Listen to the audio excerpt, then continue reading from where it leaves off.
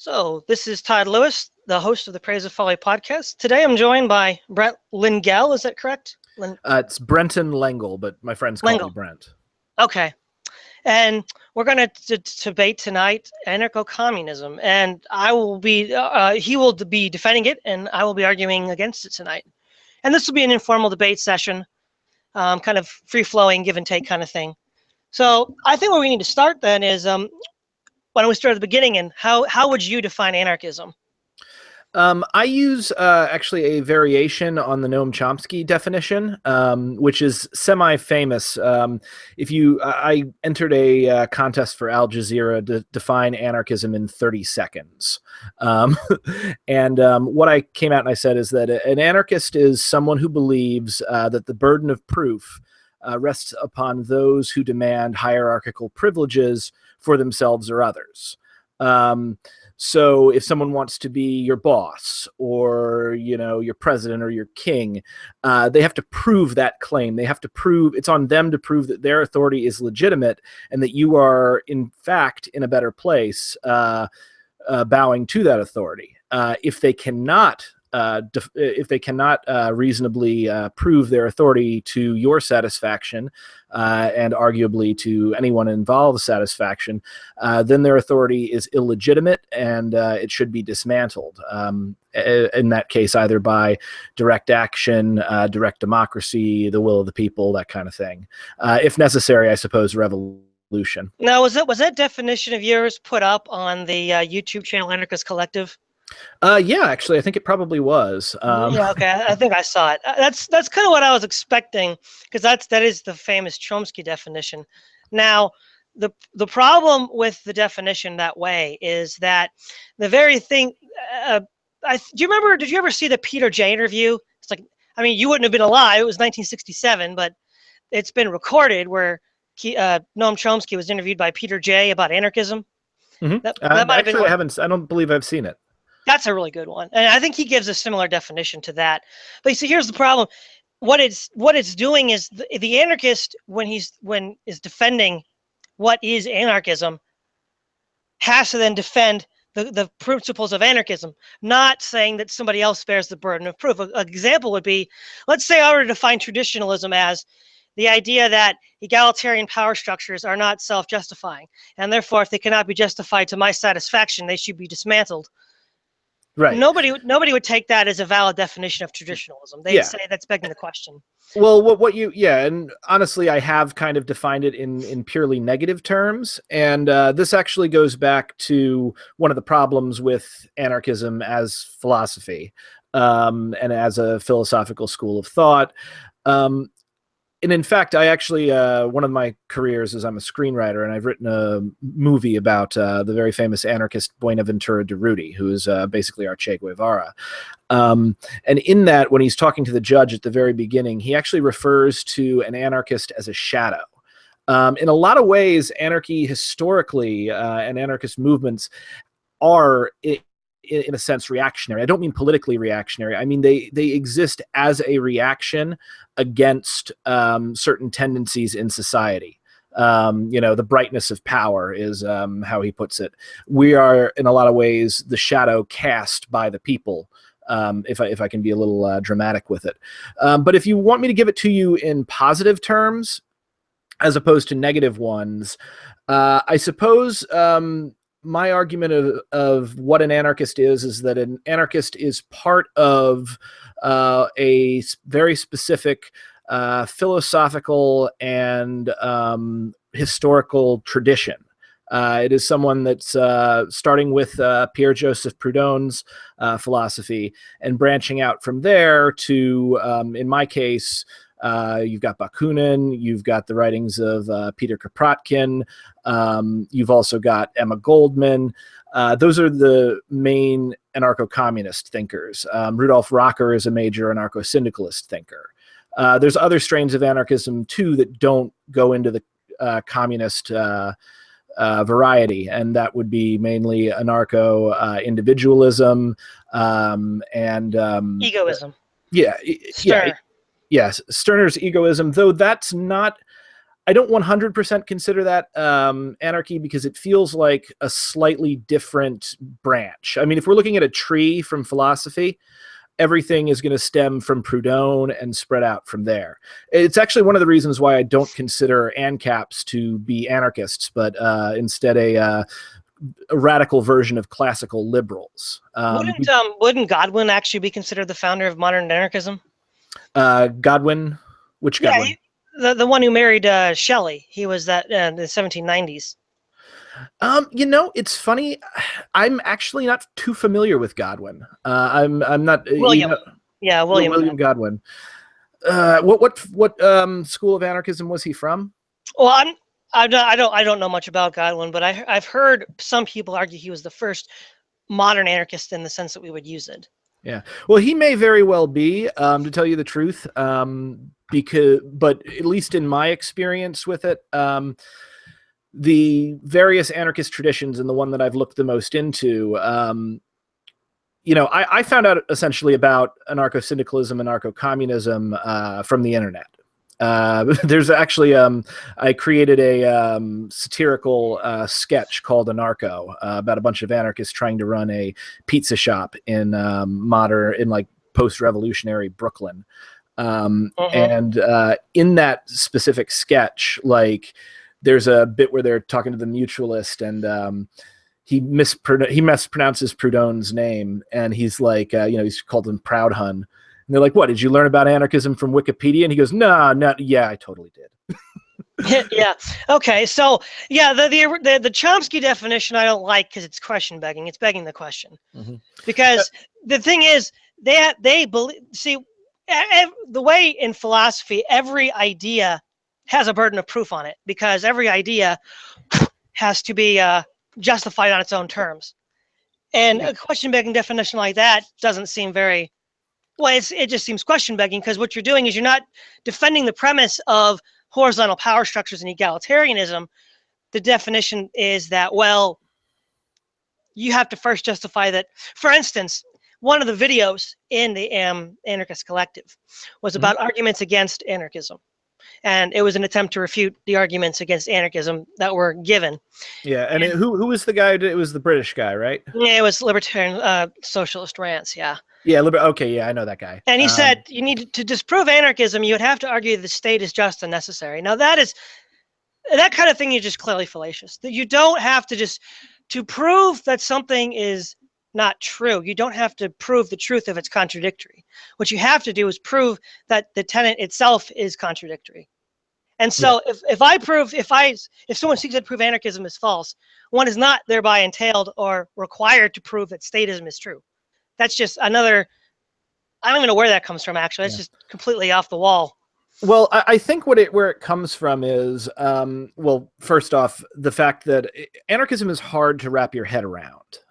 It took me a really long time, a lot of study, a lot of thought, from the time that I first encountered the ideology. And I was honestly incredibly hostile when I was like, what, anarchy? This can't be a thing. What are you, like freaking teenagers? And then I found that as I argued, suddenly there was this essentially like a hidden wealth of knowledge and philosophy that just I had no concept of from my standard American education. And to be quite frank, I'm a fairly educated guy. I grew up in one of the best public school systems in the country, which is Northern Virginia, where all of the kids of senators go, and that's why it's one of the best school systems in the country. I attended one of the best private boarding schools, which was Woodbury Forest, where like the children of the 1% of the 1% go. It's kind of where I started building my class consciousness and overt hatred of the rich. I graduated from the University of Kentucky, major state school, and I'd never really kind of encountered this kind of thing. So I think that's why you get the negative terminology. They're trying to get you to, I think a little out of your preconceived ideological notions. And one of the things that most everyone preconceives about ideology in modern liberal ideology is the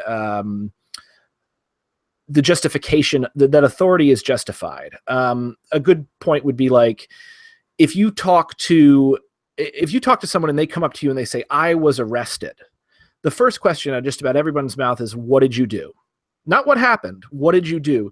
The supposition right there is that they did something that caused the police officer to arrest them, which, if you have ever had any kinds of run-ins with the police or the court system in real life, you find, in fact, that's not actually true. So I think that's where that definition comes from. Now, if you want me to make a case for anarchism, in a positive sense, I think we'll have to get a little bit more specific, because anarchism is like a very wide and varied it's got several schools of ideology. So I would feel more comfortable making a case for like anarcho-communism or Well, why don't we stick to like that? Didn't you say that's the school that you subscribe to? Yes, at the moment. Though, I mean, if you came up to me and asked me on the street, like, what kind of an anarchist are you? I'd say my own kind. But that's the closest. That's the tradition that I'm most interested in.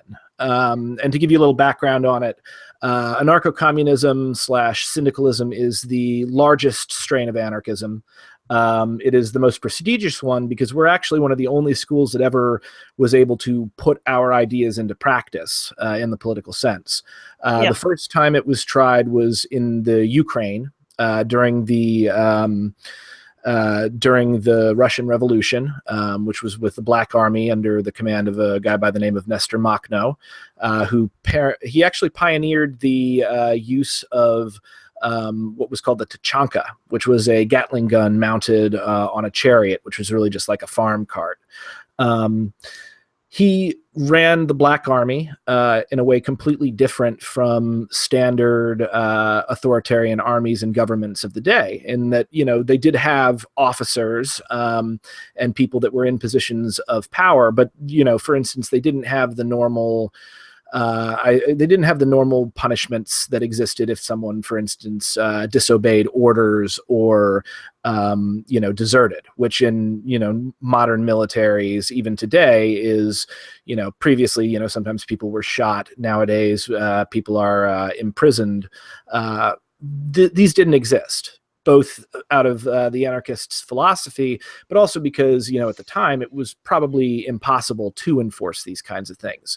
But what was amazing about it was that this army of 100,000 terrified peasants caught in between the warring czars and the Bolsheviks managed to not only hold that territory for years, but in fact the Black Army, in one of its two somewhat wrong-headed alliances with the Red Army, actually dealt the final blows to the White Army.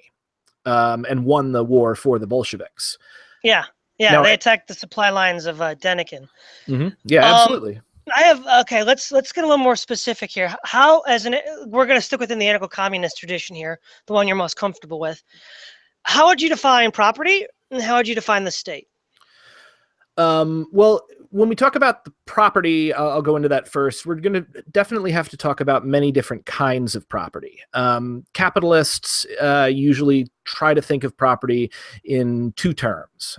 They think of property as state-owned property, public property, and then they also think of it as private property that is owned by anyone who is not the state. But of course, as you've pointed out, we get into problems when we define things purely in negative terms. If you go back and you read Proudhon's What is Property, where he goes and inquires into what exactly it is, what you find is that it's actually much more complicated, and there's a lot of different ways of thinking about it. So I would say, in general, property is a way that humans define their relationship to the physical things in the world around them. Now, the types of property that I normally go into are, first, there is private property. And the definition of this is different from the definition that you would find from a capitalist or from a court. Private property is property that is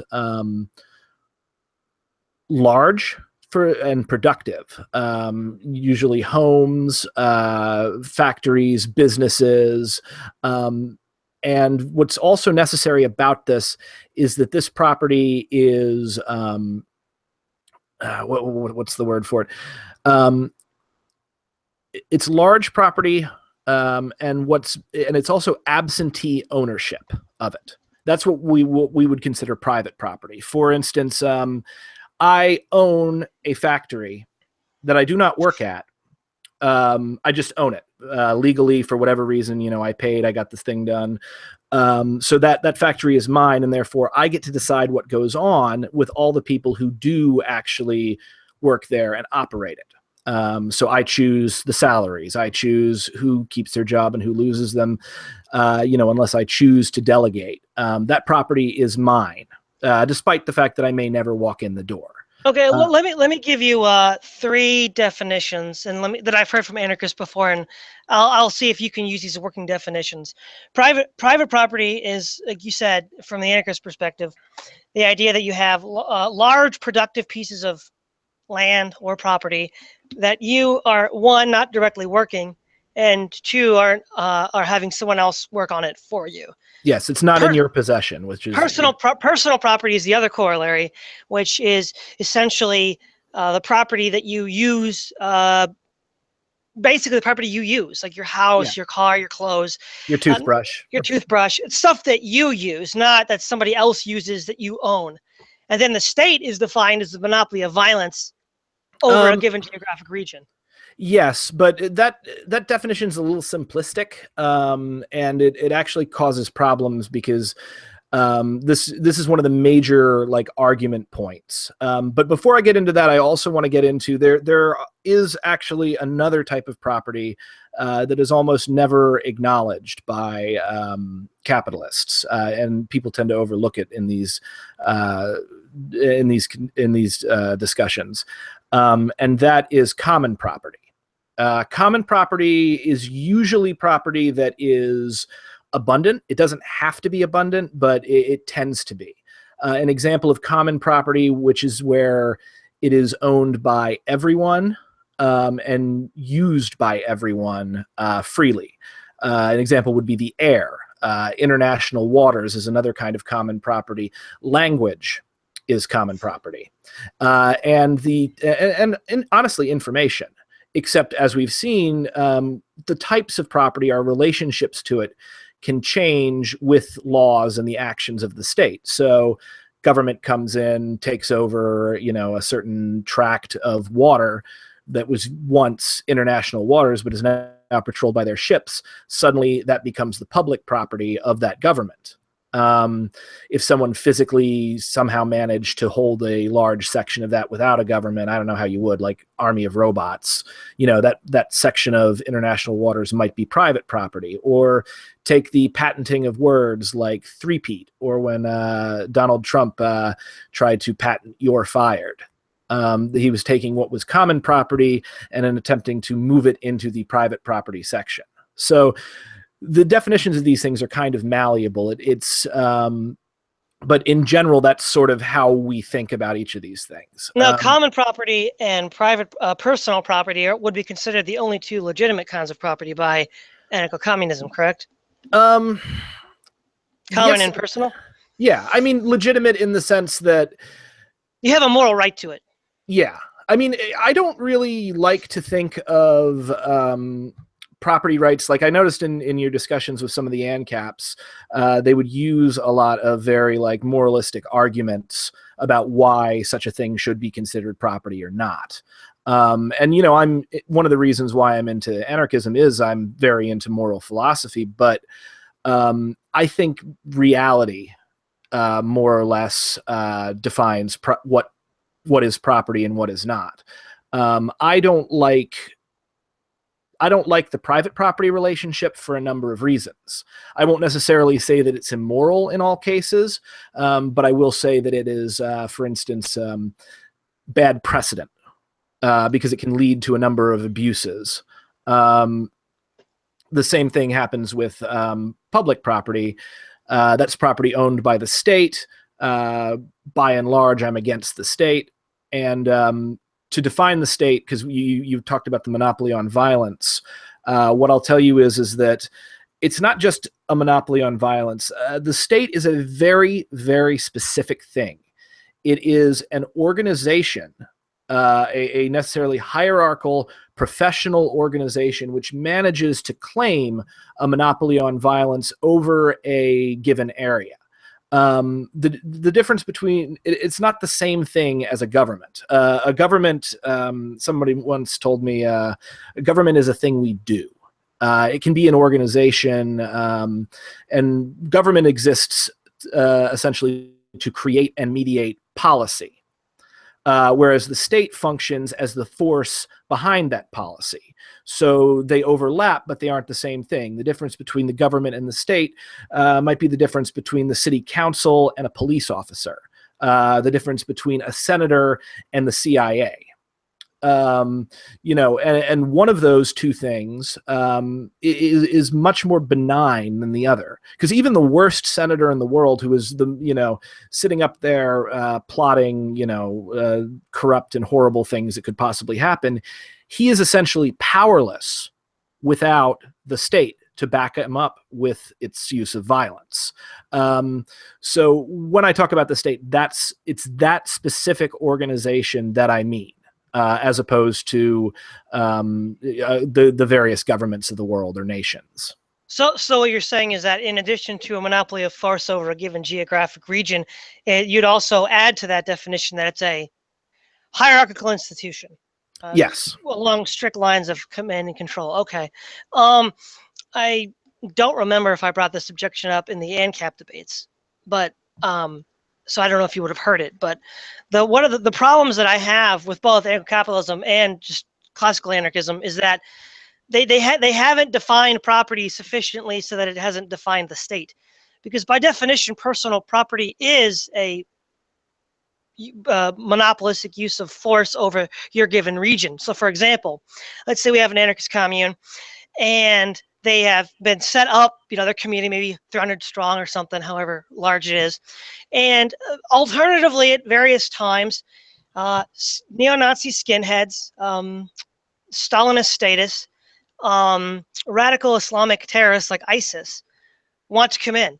Now, presumably, that anarchist collective is going to say no, and if they don't take no for an answer, they're going to try to defend themselves in some way. Absolutely. As the anarchists in Ukraine and Spain did. But you see, that's just another kind of state. It hasn't really been abolished. It's just been redefined or changed its form. Well, I mean, you could argue that, and if you wanted to consider that a whole nother kind of state, fine. I don't particularly care what you call it. The thing is that that's not what I'm concerned about. I'm not against the state because it's a state. Like that's, and I find a lot of the time you're against it because it's hierarchical. I'm against it because of what it tends to do in reality. Once again, okay. Hierarchy isn't a problem per se. Like if hierarchy is justified, it is totally fine to use it. Mm-hmm. A good example would be I work as a wilderness guide, and when I take people out on a hike, I'm the boss. They have to listen to me, and they have to listen to me because they've agreed to, because I have a relevant skill set that I will make sure that they don't get lost. Now, in that specific instance, hierarchy is perfectly fine. The problem becomes when hierarchy and when authority reaches beyond the points where it is justified. Martial law over a given area after the danger has left is a good example. So okay. So it's partially prudential. Like it doesn't necessarily have to be this way, but it's often been used this way, and there seems to be a correlation between this kind of structure and these kinds of results that we don't like. Absolutely. I mean, at my core, what I'm worried about for the most part is it's the idea that power corrupts. Or if power doesn't corrupt, the idea that when you centralize power in fewer and fewer hands, you increase the likelihood that a psychopath is going to make his way in, or her way, equal opportunity, into one of these powerful executive positions. And then through the state's custom of command and obedience, they will proceed to use it in a way that is overall extremely negative. And that's why I think that these types of institutions need to be questioned and dismantled as much as possible, because, I mean, we're living in a world with nuclear weapons. We're living in a world where the wrong person in an office who hits a button could end the human race as we know it. And not just the human race, but lots of other forms of life on this planet. And that's an extremely, extremely dangerous position to be in. And a lot of liberals will say, well, we've got these institutions, they're set up to prevent, psychopaths from getting into these positions, but I don't see them being prevented. And in fact, I a lot of the time I see what they seem to think is supposed to protect us from these kinds of things. And I see it actually ensure the opposite. I mean, not to get particularly political, but take Donald Trump, perfect example. He's one of the most disliked candidates in American history. He received fewer votes than both Mitt Romney and John McCain before him. And yet he's the president. And he's the president not because overwhelmingly the people favored him, but because we had this anti-democratic rule of the Electoral College that I was raised, at least, being told that's there to prevent someone who is unqualified from getting into the Oval Office. And of course, not only in the most ironic twist ever, the Electoral College wound up being the sole reason, or the biggest reason why he's now the president, and he may blow us up over a comment on Twitter. Okay, so the point that I want to make is that for just the reasons you gave is why I'm opposed to anarcho-communism, because with Nestor Makhno in the Ukraine, he led a bloody reign of terror against as he saw them, the bourgeoisie, but the Mennonite German communes in Ukraine, especially at places like Eichenfeld, Chortitza, and elsewhere. And then in Spain, the CNT ran a bloody reign of terror against the Catholic Church, where, according to, I think, Bulletin, the historian of the Spanish Civil War, they killed like 1,200 priests, monks, and nuns. Yeah, Bulletin. And well, here's the thing that you also need to understand about that period, because that's one that I've researched in absolute depth.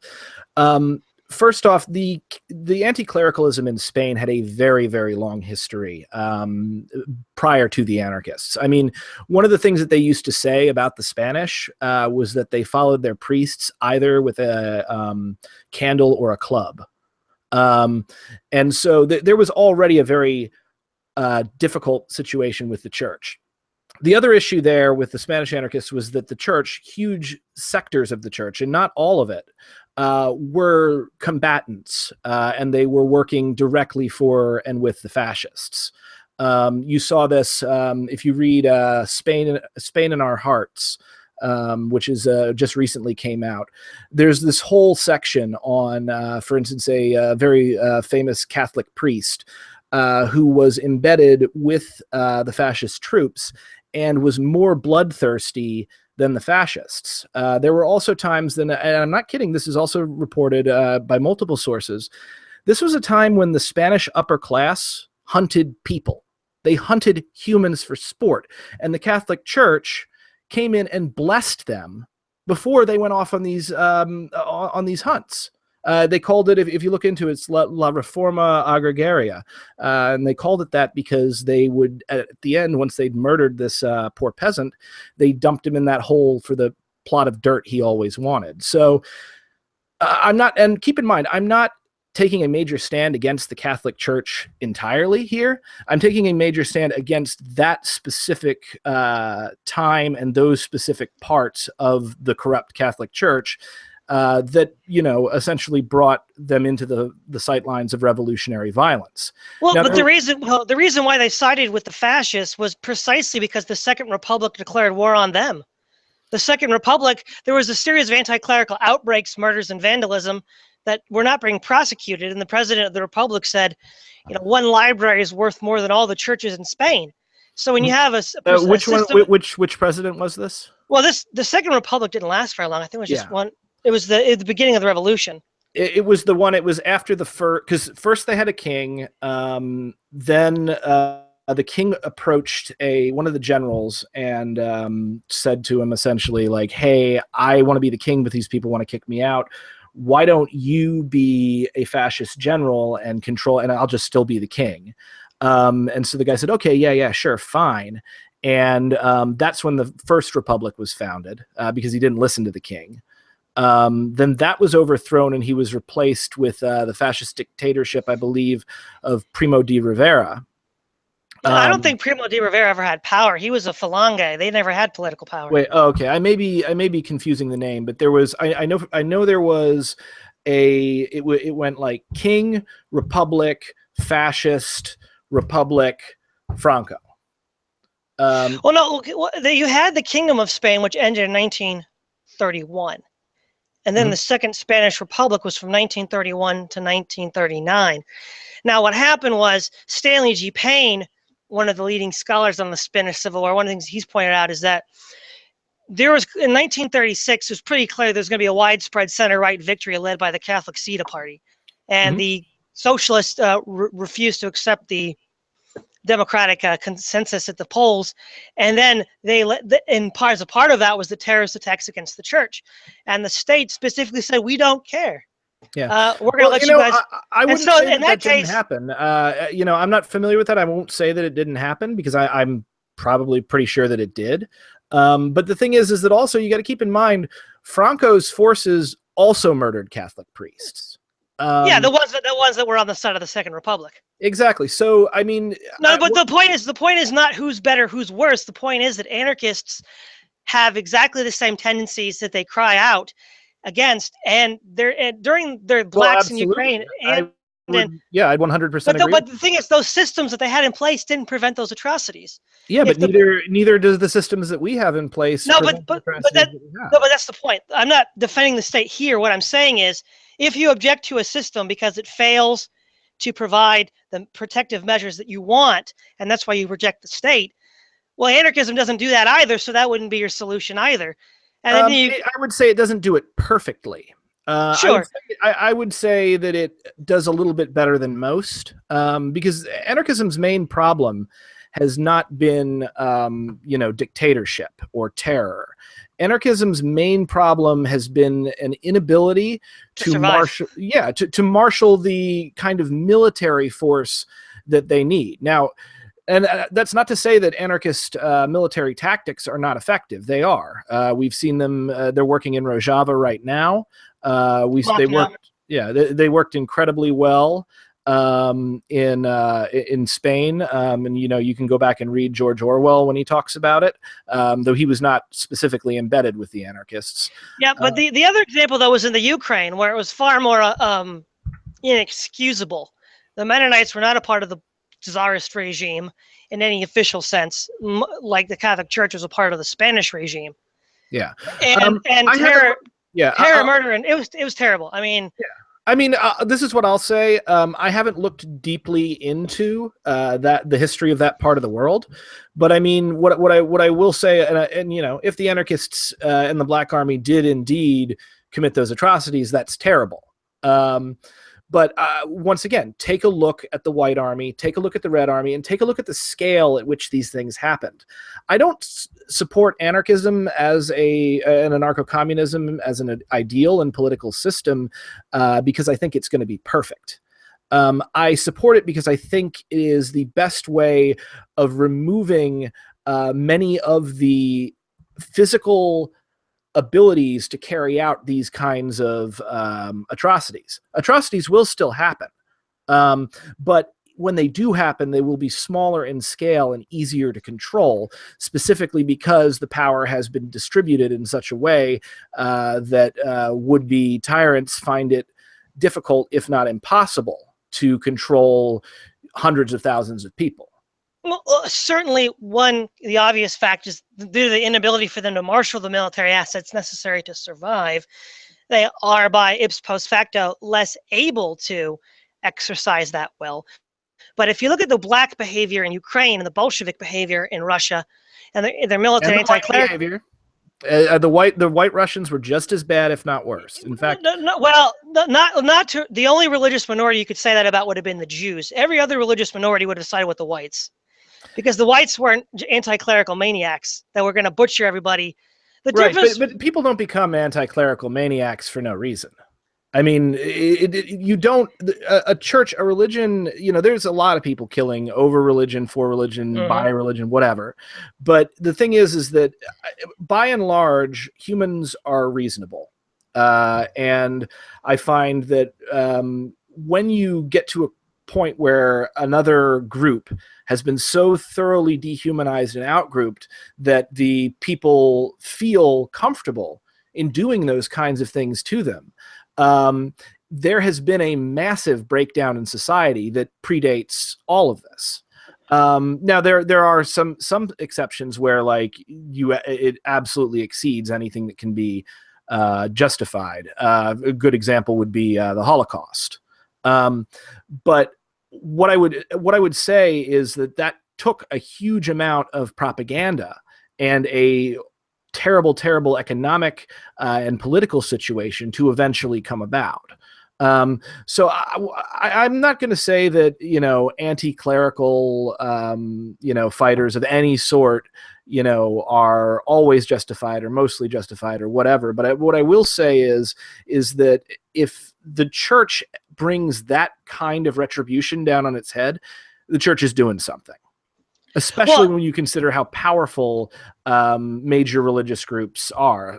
In the case of the Catholic Church in Spain, there might be a case for that, but not in the Ukraine. Now, I did read an article from Libcom. It was actually some scholarly article that was posted there by one of its contributors. And he argued that Makhno saw the Mennonites as class enemies rather than anti-clericalism.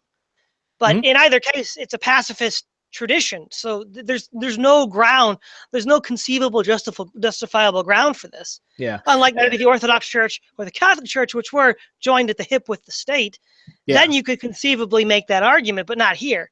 Well, I would have to. This is what I'll do: is I might concede that Makhno may have done that. I don't know. I need to look more into the Ukraine. My emphasis has been mainly on Spain and on more modern incarnations of anarchism.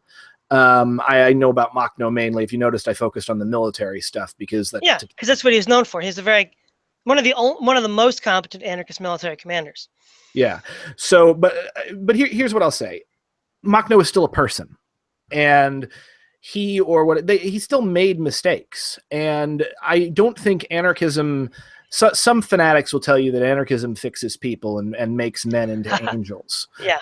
But I would never, ever say that, because that's not how humans work, and that's not how ideology works. Well, let me rephrase the objection this way. I see nothing inherent in classical anarchism that would militate against militant anti-clericalism. Whether you read Bakunin or Proudhon or Kropotkin or Goldman, and then you see that language lived out in the Ukraine and Spain, that's an absolute giving vent to the worst feelings that humans have. I'll agree with you 100%. And that's actually what makes Tolstoy so important. Well, that's why Tolstoy is one of my favorite anarchists. But for as you already know. But yeah. So, and the Tolstoyans, I don't know if they lived in the Ukraine, so I don't think they had a lot of contact with Makhno. But I only brought that up because it was some of the what do you want to call it, consequentialist objections that you brought up to the state. So I thought, it's consequentialist objections. No. This is what I'll say. I think it's a very valid objection. And assuming we both have our histories right, that's a serious problem. I'm not concerned so much with perfect solutions. And I would say straight off the bat, I do think classical anarchism, while I find at the time a lot of the things they were saying about various religions to be justified just because of the political nature of those religions, I definitely think that we're living in a completely different world. And me, I'm a Buddhist, and my faith is a big part of my anarchism. No, not only that, didn't Hakim Bey kind of re-envision a kind of spiritualist anarchism? Yes, and there have been lots of it, and I honestly think this is me getting into my own personal philosophy, but I honestly think that spirituality and religion are, or maybe not religion so much, but a method for building and maintaining faith is absolutely essential to human social and psychological welfare. Yeah, this is actually more of a nitpick, but the classical anarchists, and I've seen this over and over again, they always redefine the Christian anarchists out of history. There's no Tolstoy. There's no Dorothy Day. There's no. In fact, they're very. It's a bit of a stretch, and they're not anarchists in the classical sense of Godwin or Proudhon, but the first anarchists were the Diggers from the English Civil War, and they were Christians. I mean, Gerard Winstanley was a Christian, and he used scripture to argue for his anarchist position, even if it wasn't convincing to other people. And so that element, and even if you look at Marxist history, when they look at, say, the Reformation, they look at the peasant communes, the peasant uprisings. Those proto-anarchist, proto-communist systems, of course, were embedded in the Christian tradition. Oh, and yeah, absolutely. And I think a better book would be Demanding the Impossible. I think that book does get into those details. I haven't read that one, but I'll look for it. By Peter Marshall, yeah. I looked at the contents of it, and he does get into some of that. That's more of a pet peeve. It's not really but they do tend to, like, how do you write out Tolstoy? He's like Tolstoy's the most famous anarchist of the 19th century.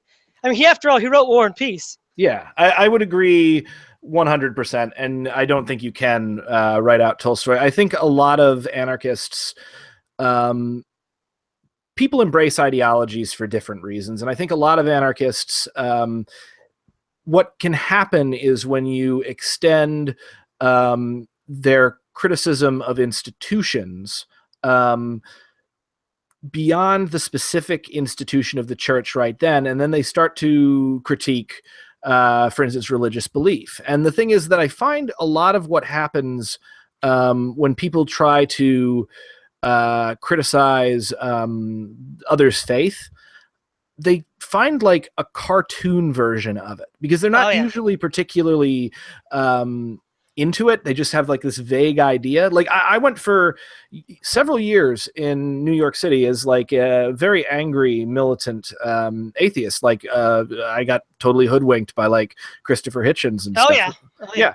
And there was stuff going on in my life too that kind of put me into that position. But the faith that I was knocking down and objecting to, I was 100% right. But then, you know, as I later on became a Buddhist, became a person of faith, began to have dialogues with people of faith, I realized that the version of Christianity that I thought Christianity was very distorted. It's a cartoon. Yeah.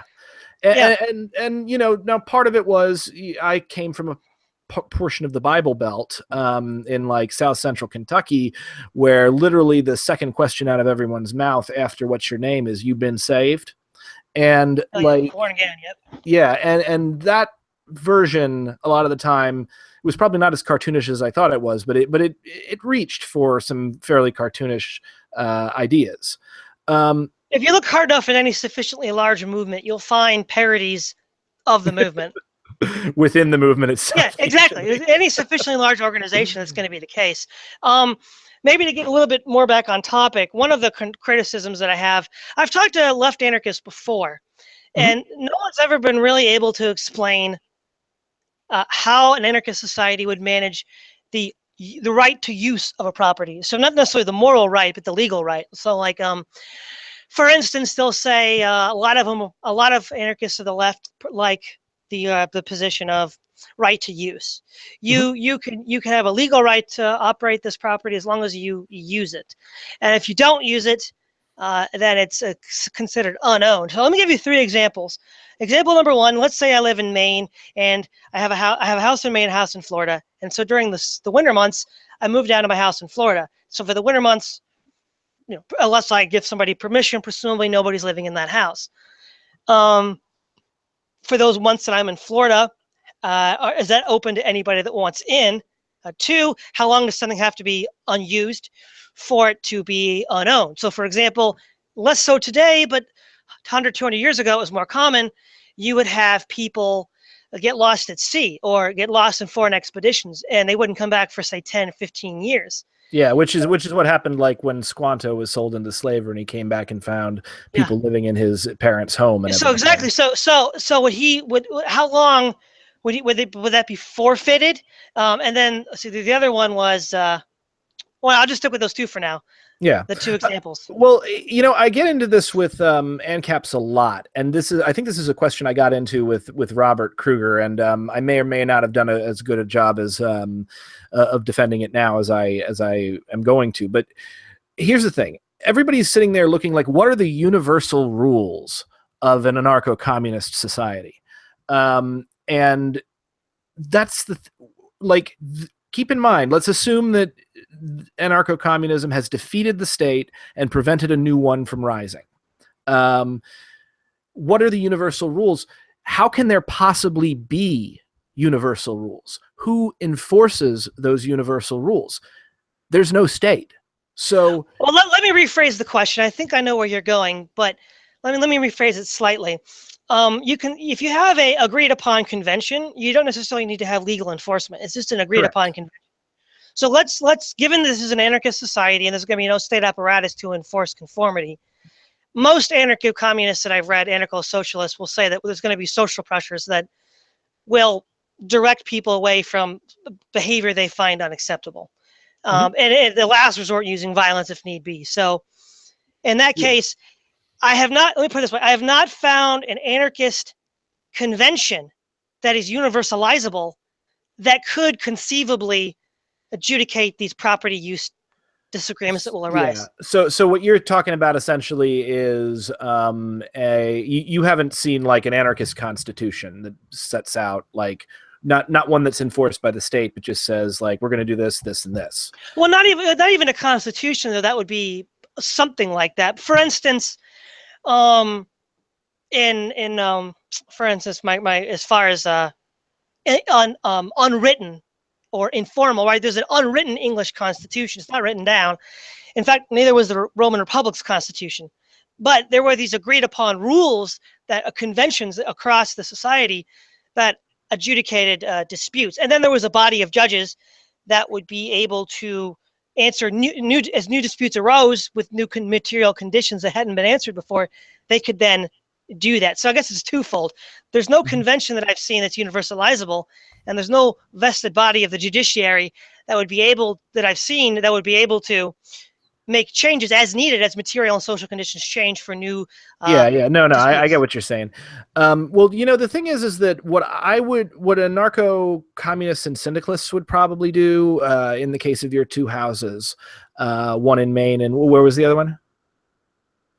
The other one was in Florida because it was warmer for the winter. Okay, so Maine and Florida, winter in Florida, summer in Maine. That sounds amazing. So with those two houses, this would be my guess. If I was head anarchist or something up there, I know that's a bit of an oxymoron, but they're informal leaders will always, informal leaders will always appear. I say, as long as, there's not a serious problem for housing, absolutely keep both those houses. I don't give a crap. As long as you're not causing anyone problems and we can feed and house everyone that we need up in Maine or down in Florida, that's totally fine. Now, if you had a dispute with someone over that or any other sort of property disputes, the traditional way that anarchists deal with it, we did a version of it which was somewhat successful and somewhat not at Occupy Wall Street, and that's the General Assembly. The General Assembly, or GA, is a grouping of people in a specific area around specific topics. Essentially, we get together, we talk it out, and we vote. Now, some of the votes are majority rules. Some of them are decided in advance that you need a specific kind of supermajority, and some are consensus-based, where unless we have 100% agreement, nothing happens. And varying, like, they're implemented by different people in different ways and different communities with different, cultural norms. So I would say, what would happen is, say you come up to Maine and you find someone has set up shop in your winter home, and you're like, hey, or your summer home, and you're like, hey, I was kind of living there. And he's like, well, I needed a place to stay for me and my family. You guys would go and you'd take it to the GA and you'd talk it out. And what would hopefully happen is that through that process, you would find a way to mediate your dispute. And maybe that might be you and him and everybody get together to build this guy a house somewhere Okay, else. so basically, if I understand correctly, the GA would be the assembly of the people in the concerned area deliberating on the issue. So they're all judges, basically. They're all performing the role of the judiciary Exactly. in that instance. Okay. Now, how about the guy that was lost for X amount of years and then came back and found out that all of his property had been taken over by somebody else because it was declared unowned? Yeah. I mean, once again, same thing. You take it to the GA. I mean, really, Okay. what happens here is that someone can't hold, there are two ways you can hold a piece of property. You have it in your physical possession, and you use violence to defend it if need be, or just defend it with your presence, which, maybe threat of violence or just threat of annoying someone. Or the other way to hold it is to have other people hold it for you. In the case of private property, the one who holds it for you is the state. Take for instance, like I don't know, any sufficiently large business empire. If one day all of the workers at Microsoft decided, screw Bill Gates, we're not paying him anymore. We don't like the way he's running things. We're just going to run this whole company ourselves. And, he can just be mad about it. Bill Gates can, in the society, go to the government, to the state, and say, this is mine, I legally own it, and then initiate police response. That's the only other way to physically hold property. And that's why a lot of the times I think of these property conventions as not so much natural laws as they are constructs of the state. They're things that the state makes and creates, and without it, they disappear. Well, one of the things that I'm getting at is, okay, let's say somebody, the right title owner is gone, missing, whatever. And in the novel Ben-Hur, Ben-Hur is unjustly accused of a crime he didn't commit and was sold into slavery. And his father's estate, his father had died on a sea voyage, on a trading voyage. So there was no legal owner yet.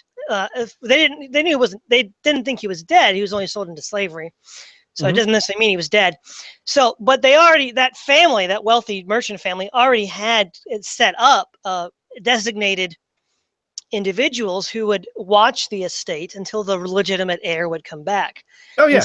And so what happened was, when Judah Ben-Hur finally comes back, he finds his estate in good working condition because of, I forget the guy's name, but his agent had done a very good job of keeping it up. And so once he proved that he was Ben-Hur and was a legitimate heir, then he could get the property. But yeah, I'd say that's perfectly fine. Okay, yeah, but what I'm saying is, for a political ideology to be feasible, it does have to be able to, we don't agree, has to meet certain needs of order in the community. People can't function at the most basic level in a chaotic, disordered environment, like, say, certainly, like the cartels in Mexico. Just nobody can live in that condition. It's just tyrannical. It's terrible. Well, and yet they do, but well, they do. But what I mean is, they don't live well. They can't develop civilization or literature or anything like that. They're living in a beggar's existence under that situation. I mean, well, here's what I'd say. I would be very careful about making that kind of assumption from where we sit. People live in all sorts of conditions, and people create art and culture in all sorts of conditions. I certainly would not want to live under, a cartel's terror. And in fact, the guy who convinced me originally to become an anarchist, who is ironically a libertarian now, he grew up in that environment in Juarez, where a couple of his friends went to a party and they were shot dead. And occasionally Ouch. headless bodies. Yeah, occasionally headless bodies would show up in the canal. And in Mexico, you also have situations where the government and the military collude with the cartels to eliminate dissidents. And I think there was like a whole class of radical students that were put on a bus by the military, and then likely they were all killed by the cartels and buried somewhere because they disappeared. And I think they may or may not have found their bodies. But the point being is that I would not feel comfortable going up to a Mexican who lived in that and saying, you don't have the ability to create civilization. You know? No, I'm not saying I'm not saying that he doesn't have the ability in virtue of who he is, but in virtue of the conditions that he lives under. Mm-hmm. I would say, yeah, that are inimical to flourishing of any kind of human flourishing. Let's put it at this: there are much more difficult obstacles to human flourishing in situations where there is very little political order. Exactly. That's probably a very precise way to put it. And I haven't seen any. Well, there's on the theoretical level and the practical level, and I think on both levels, I haven't seen anarcho-communism provide that. Now, as far as the practical level, that's going to be self-defense, and I'll get to that a bit later in this discussion. Mm-hmm. I'm not quite ready to get to self. I mean, I would argue that we already have evidence that they provided it because of Revolutionary Barcelona in Spain. Now, there are other versions, but keep in mind, Revolutionary Barcelona and the Argonne Front, the anarchists didn't just defeat the military there and then everything went willy-nilly. They kept and held power there for like 3 years. And they were only, it didn't collapse because the people were demanding the state back. I know, the communists invaded. Yeah. The communists invaded.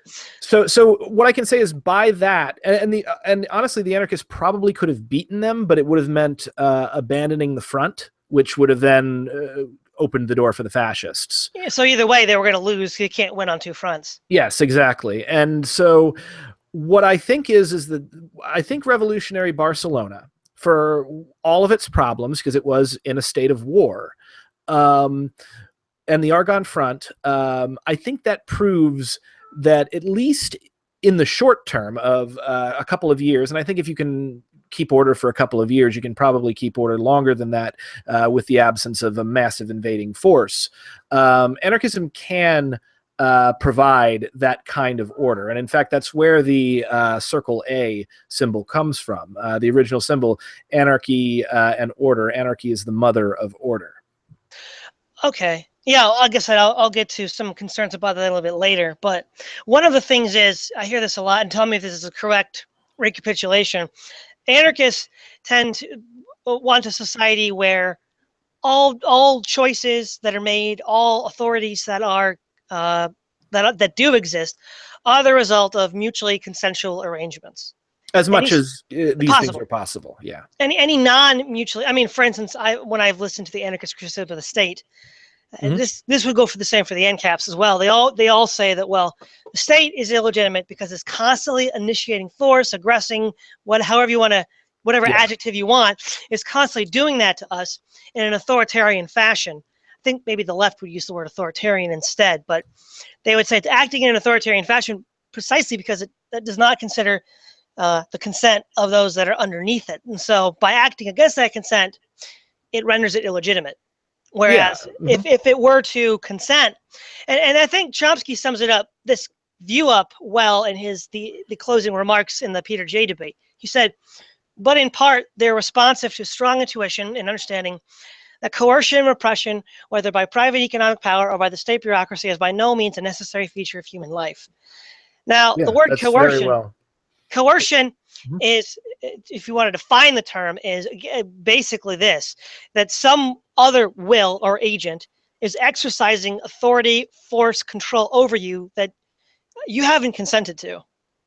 Correct. I think that's a rough definition of coercion. Yeah, coercion. I would say, yeah, that's I agree with that. Okay, no, here's the problem that I see with anarchism is that by that definition, parents, any adult-child relationship with the child that is sufficiently young is that by definition authoritarian and by definition illegitimate. But of course, the very nature of the human animal makes it impossible to dismantle it. Yeah. Well, the contradiction arises here is that if we should dismantle illegitimate authority, and the authority is illegitimate if it's not consensual, well, the only way you could do that in an absolute sense would be abolishing the human animal, but that can't be done.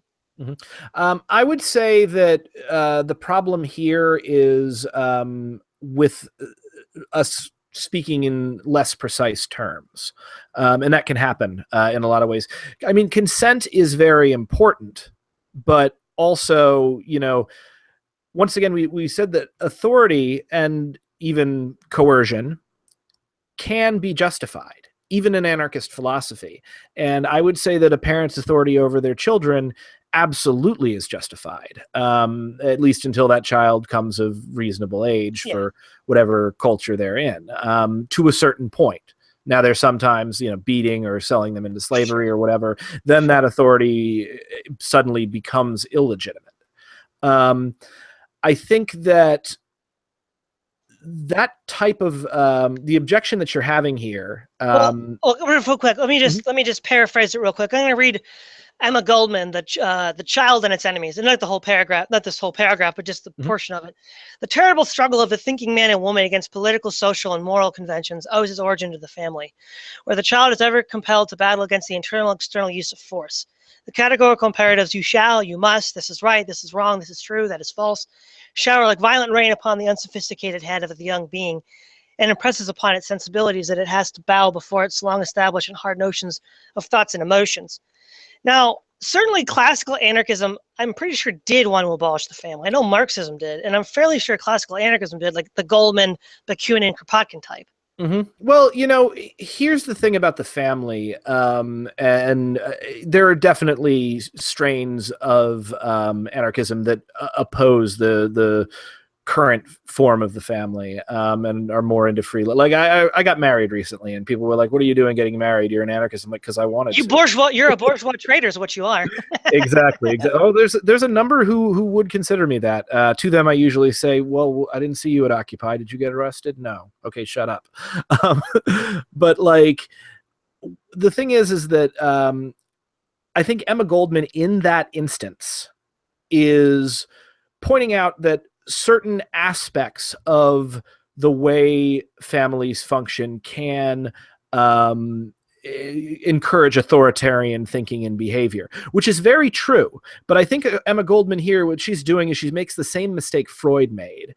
She's very good at diagnosing herself, and she is then taking that diagnoses of herself and applying it to the whole of society. Yeah. Emma Goldman, if you look into her history, she had a very difficult relationship with her parents.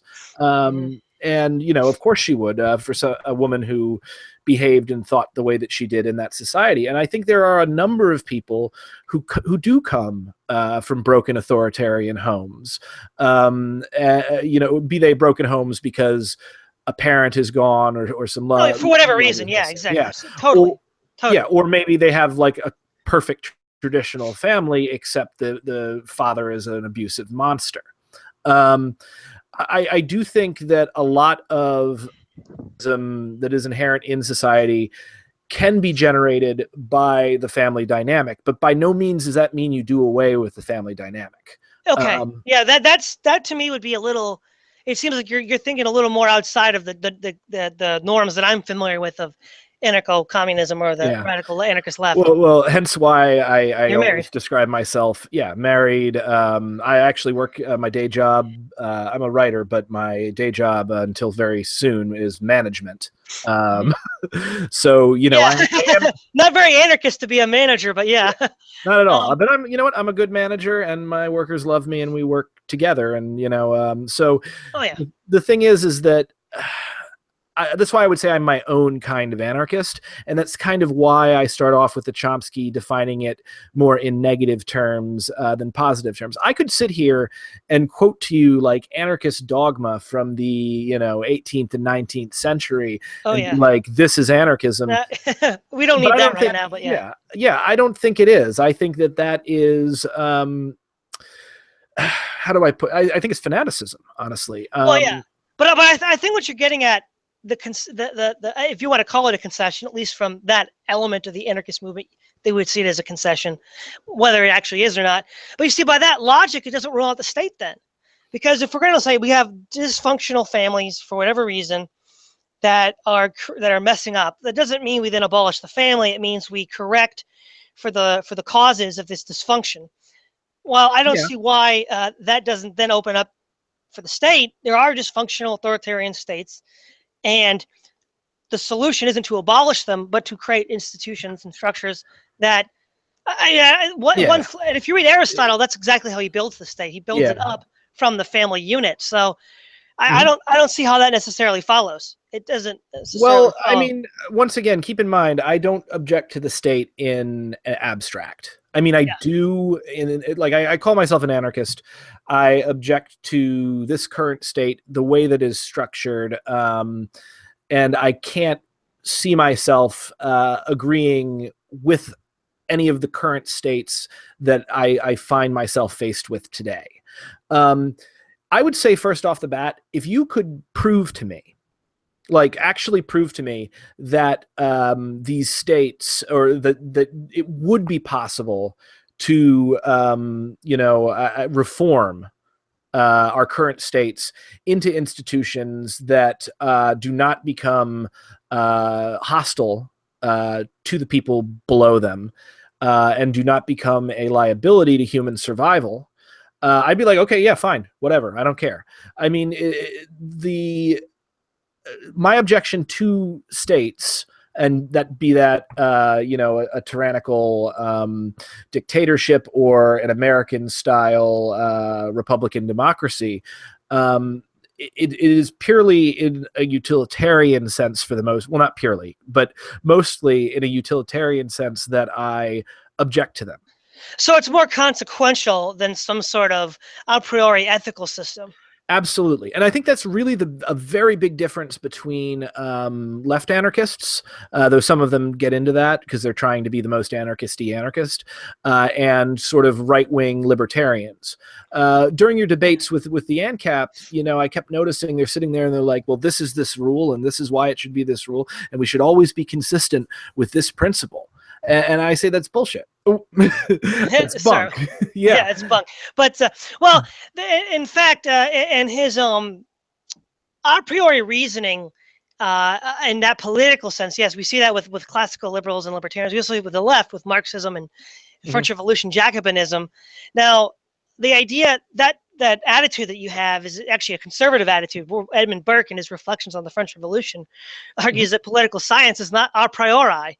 We have to look and see what works and what doesn't.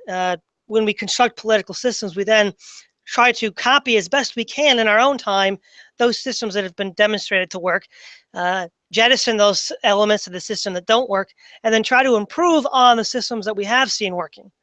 Yeah, and I agree with that 100%. And that just doesn't work with the a priorism, if you want to call, with the libertarians and the Jacobins. It's just not. Yeah, that's not how they roll. They're very rigid in their thinking, and also, and this may actually be because I grew up fairly conservative. I didn't really become an anarchist until circa 2000, and I think 2010 was when I first started identifying as an anarchist.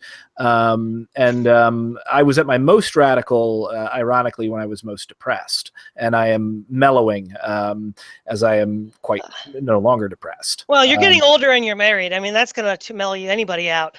Yeah, absolutely. But, well, and not just that, but also I think when I talk about anarchism and anarchy and my idea of, I'm talking about an ideal. I'm talking about where I am trying to push our society to. If I could push our society to this ideal, or as close to it as possible via gradual reform, perfect. That's wonderful. And at this point, at least, for reasons of my Buddhist faith, I do actually oppose forcible violent revolution, for a number of reasons that we can get into, and also simply for like, there was a guy I remember at Occupy who was trying to argue that we be violent, and that we fight the cops, and I turned to him, I remember, and I said, have you seen us? And have you seen the cops? Like, most of us, we can barely hold up our signs in a stiff breeze, and you're telling me we're gonna go fight like the yeah, it's not gonna work. In the world? Yeah, shut up. It's not gonna work.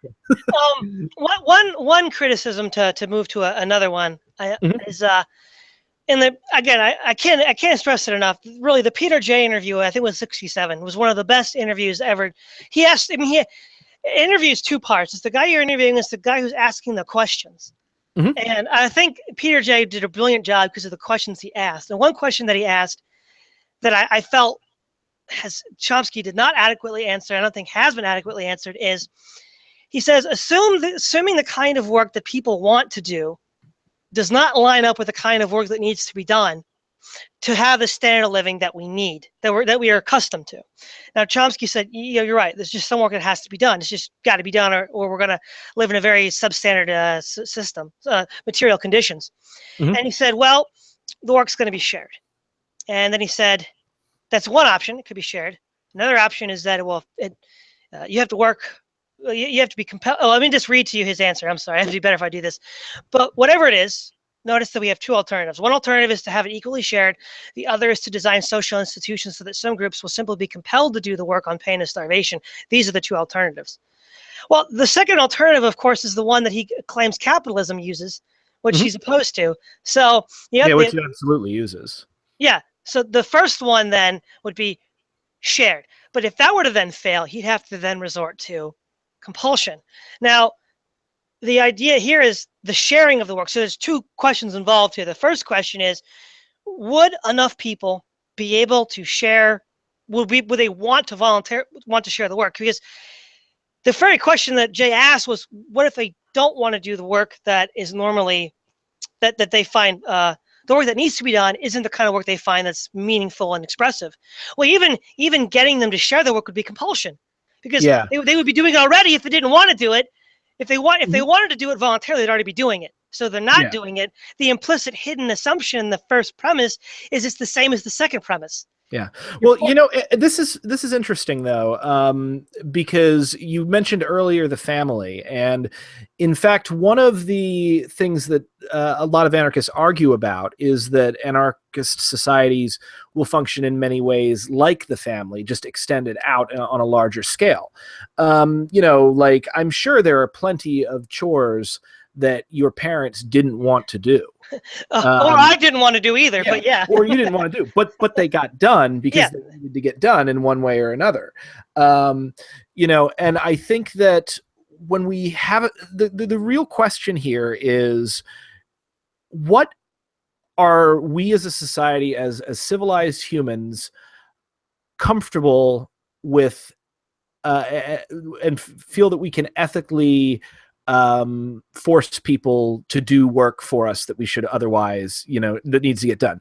How comfortable are we with taking someone who happens to be in a bad situation, either by an accident of genetics, or by their own poor choices? How comfortable are we taking that person, saying, guess what, you now have to clean the toilets, while I am going to go sit over here and, I don't know, be fanned by gorgeous women and, drink cocktails. Yeah. How comfortable are we to do that on an institutional level, where whole huge groups of people are perpetually forced into doing this while others are excused from it? And this actually also kind of goes down to, there seems to be this assumption on capitalist part that money is there are two ways to get people to do things: money or fear. And the fear of death, of not having money. So money, once again, goes back to fear. We control people and we control the population through fear. But what I have found is that when you remove that fear, people still want to work, and they still want to do what needs to be done. And you do find your fulfillment in helping others, even if it's work that you may individually not want to do. One of the big things with Soka Gakkai, for instance, is the youth do this thing called Gajikai, where young men volunteer to go to the culture center. And essentially, they pitch it as protecting it. But we go down to our culture center and, we're there in ties, watching the door, keeping things clean. There's another group that volunteers, once again, for no pay, to go and take care of the events that we put on, and everybody's running behind the scenes and doing for others. And if you go and you talk to the leaders who arrange this, and you say, I don't really have time to do this. They say, look, we're not asking you to do this for us. we're asking you to do it for you. It's part of your own spiritual and personal development. Well, I think what you're getting at is that there's a third motivation, that of spiritual motivation, which for obvious reasons the atheist ANCAPs won't tap into, or the capitalists. Not even necessarily just a spiritual motivation, but you find that when you do work for others, even if it is unpleasant work, it becomes fulfilling. And a lot of the time, people don't want to do unpleasant work for one reason, because they fear it, or they fear it's being too much is being asked of them, or not enough is being given in return. So I would find that if we, for instance, move to a communist system where there's no state to force people to follow laws, there is no money with which to grow rich or incentivize people to obey you, and there is no large divisions of class between society where these people do this and these people do this, what you'll find is that when that fear is removed, people will become much more generous and much more hardworking, specifically because these kinds of things are fulfilling. And I've found, because of my job, sometimes I go through long periods of unemployment, and I claim unemployment money, and I'm essentially living on benefits for a month or so. If I am not doing, like, if I'm just sitting there video gaming or whatever, I start to get very, very depressed. And suddenly, like, the things that you would do and want to avoid work in order for yourself to do them, they're no longer pleasurable. In fact, they can be a kind of hell. Yeah. So, well, let me just intercede here. People who like to work for work's sake. In Anna Karenina, there was a landlord named Nikolai Levin who worked with his serfs in the field. He freed them, but they still worked for him, and he paid them. And he worked in the field because he enjoyed doing it. And in the very interview, Chomsky said he enjoyed physical labor. But most people, it depends on the cultures, but many cultures don't like work, don't like labor. So, for example, in the ancient world, you could look at the Cretans from the island of Crete were perceived, probably correctly, as rather indolent and lazy. The Germanic tribes and the Celtic tribes, because they never really advanced beyond hunter-gatherer society, also there's a certain indolence involved in that as well. And we see in other areas, I remember I took this class on African history, and they would tell, there's this folk tale about a warrior who was able to trick somebody else into getting food for him, so he didn't have to work for it.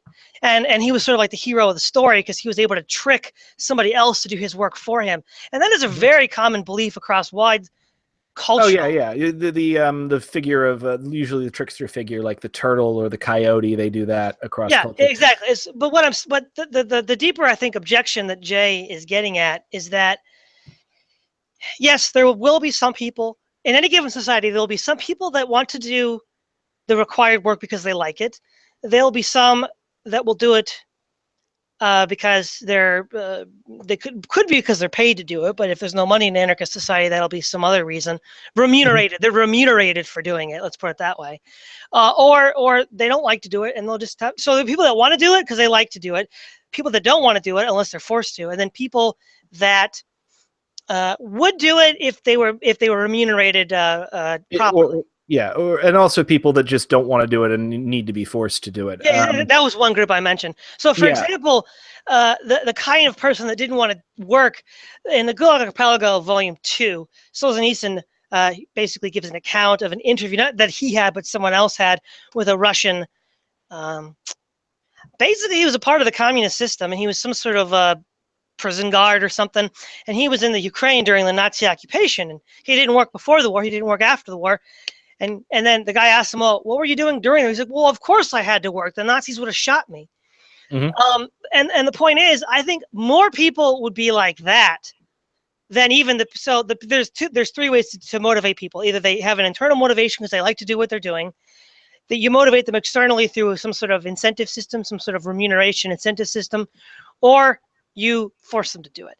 And I think the best way to get the most people to do the kind of work that we need to get done is the remuneration system, because we don't want to have taskmasters with whips all over the place forcing us to work.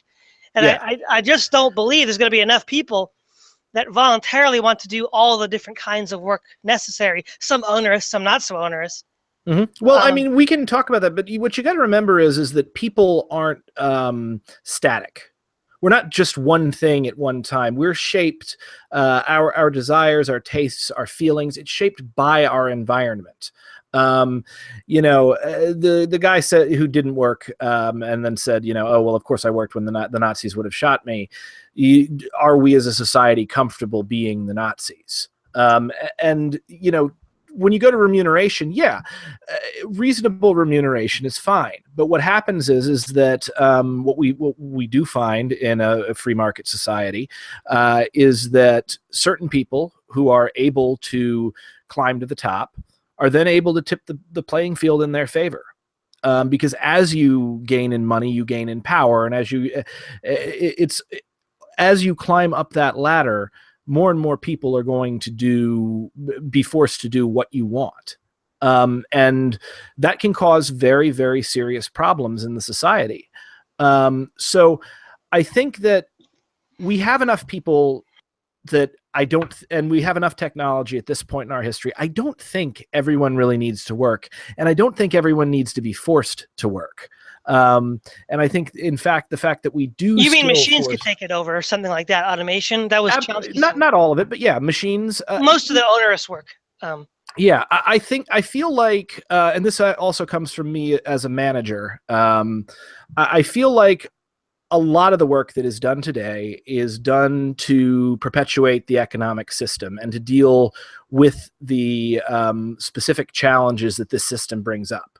One of the ways that I manage nonprofit fundraising for the arts. And in a moneyless society, that job would not exist. I wouldn't have to go and do all of this stuff to get money so that, a ballet or a play or something could be put on, and that the artists who did it wouldn't starve and die on the street. So essentially my job is waste. From the beginning of it to the end of it, my day job and everything that I do there is only relevant because we have decided to trade in the way that we have. So I would agree there are certain jobs that wouldn't exist if we had a different, if we didn't have an economic, if our economic system were different. Well, for instance, in medieval Europe, when usury was outlawed, they would have had a much smaller financial system. Yeah, because exactly. usury was outlawed in the Middle Ages. And so you had some money lenders, usually Jews, but sometimes also you had the Knights Templar, and there weren't very many of them. And the financial power was very small, in part probably due to the legally enforced laws on usury. But with sharing work, there's another thing is whenever you try to put the flesh on the bones of the work that needs to be done just to have the standard of living we're accustomed to shared, what does that mean? There's a couple ways you could look at this. Let's look at it in the sense of gender. Does that mean that we have a lot of times you have with the left today, you want to have a equal proportional representation of the population in any given institution? After the revolution, who does the dishes is what you're asking me. So like basically, let's look at a Neolithic tribe, and they have to go out and hunt some mammoths for food. And traditionally, the men of the tribe would go out to hunt, whether it's Native Americans or the Siberian hunter-gatherers or whatever. It doesn't matter. Or if it's in the desert, you're probably hunting. This particular job falls on your shoulders because you are this sex. This other particular job falls on your shoulders because you're this sex. But let's say we tried to share that work. Would it mean where we alternate, where women hunt one day, men the next? Would it be 50-50? Well, I mean, if all the women hunted one day and you tried to hunt woolly mammoths, you might go hungry that day. And if it was, I don't know. So I know some very good female hunters. well, now with modern technology like sniper rifles that even a 6-year-old could probably bring down a mammoth with that. No, 6-year-olds kill. What is it? They kill more people a year than terrorists. But what I'm saying is, given the technology does make a change, but or if you had, say, 50-50 representation, well, imagine a lover's quarrel breaking out on the hunt when saber-toothed tigers are coming after you as you're hunting mammoths. That would really hurt unit cohesion. It absolutely could, but also, I think that these types of arrangements of who does what work, this is all micro stuff. This is stuff that is handled on the local level by the very specific community involved. Yeah. And so I think you could have any number of ways of assigning who does what after the revolution. Well, let me rephrase it. There are conceivably many different ways, but there's practically only a handful that actually work in the real world. An example that comes to mind is the Israeli kibbutzim. The kibbutzim were, radical egalitarians, and they did not want to have traditional gender roles assert themselves in the kibbutzim.